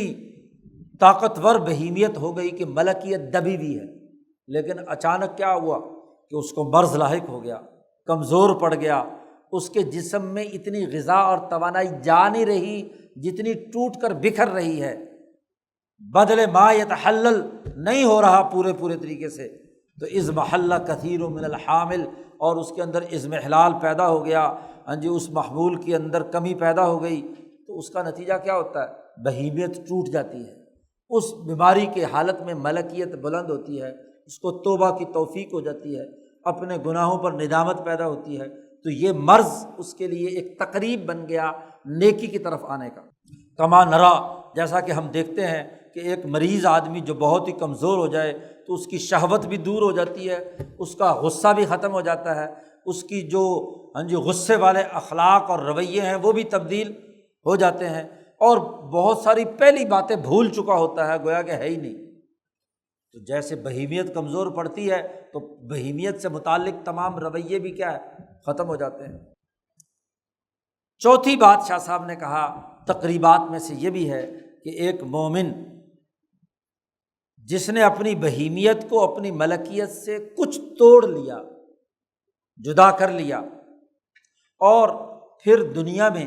جو اس نے کوئی گناہ کیے ہوئے تھے اس کے نتیجے میں دنیا میں اس نے سزا بھگت لی، زیادہ تر گناہوں کا بدلہ اسے دنیا میں ہی مل گیا، تو یہ بھی اس کے لیے تقریب ہے۔ اور یہ ایک حدیث ہے، نبی اکرم صلی اللہ علیہ وسلم نے فرمایا نصیب المؤمن من العذاب نصب الدنیا، مسلمان کے نصیب میں اس دنیا کے اندر جو عذاب اسے ملتا ہے، تکلیفیں پہنچتی ہیں، تو وہ گویا کہ دنیا میں ہی اس کا جو عذاب ملنا تھا کسی غلطی کا، گناہ کا، وہ دنیا میں ہی پورا ہو گیا، اور دنیا میں جب یہ عذاب پورا ہوگا تو آخرت میں مرنے کے بعد جب اسے پتہ چلے گا کہ فلاں گناہ دنیا کے فلاں تکلیف سے دور ہو گئے، تو وہ پھر خواہش کرے گا کہ یا اللہ دنیا میں میرے سارے معاملات کیا ہے، نمٹ جاتے۔ تو یہ بھی ایک تقریب ہے۔ تو یہ آخری قسم شاہ صاحب نے بر میں سے ایسی بتلائی جس کو تقریبات سے تعبیر کیا ہے کہ یہ انسان کو بر کے قریب کرنے کا ذریعہ بن جاتی ہے، تقریب بن جاتی ہے۔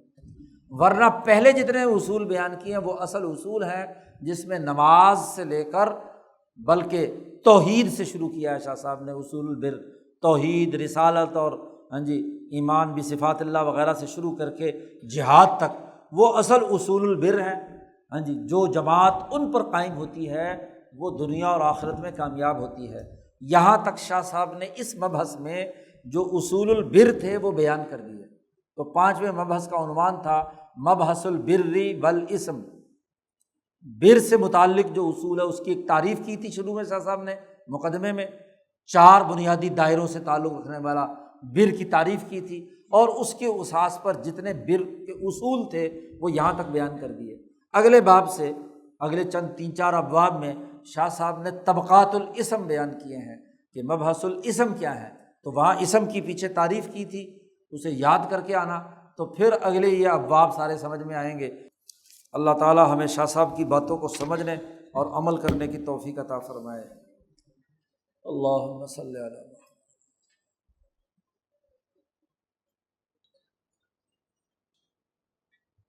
اجمعین۔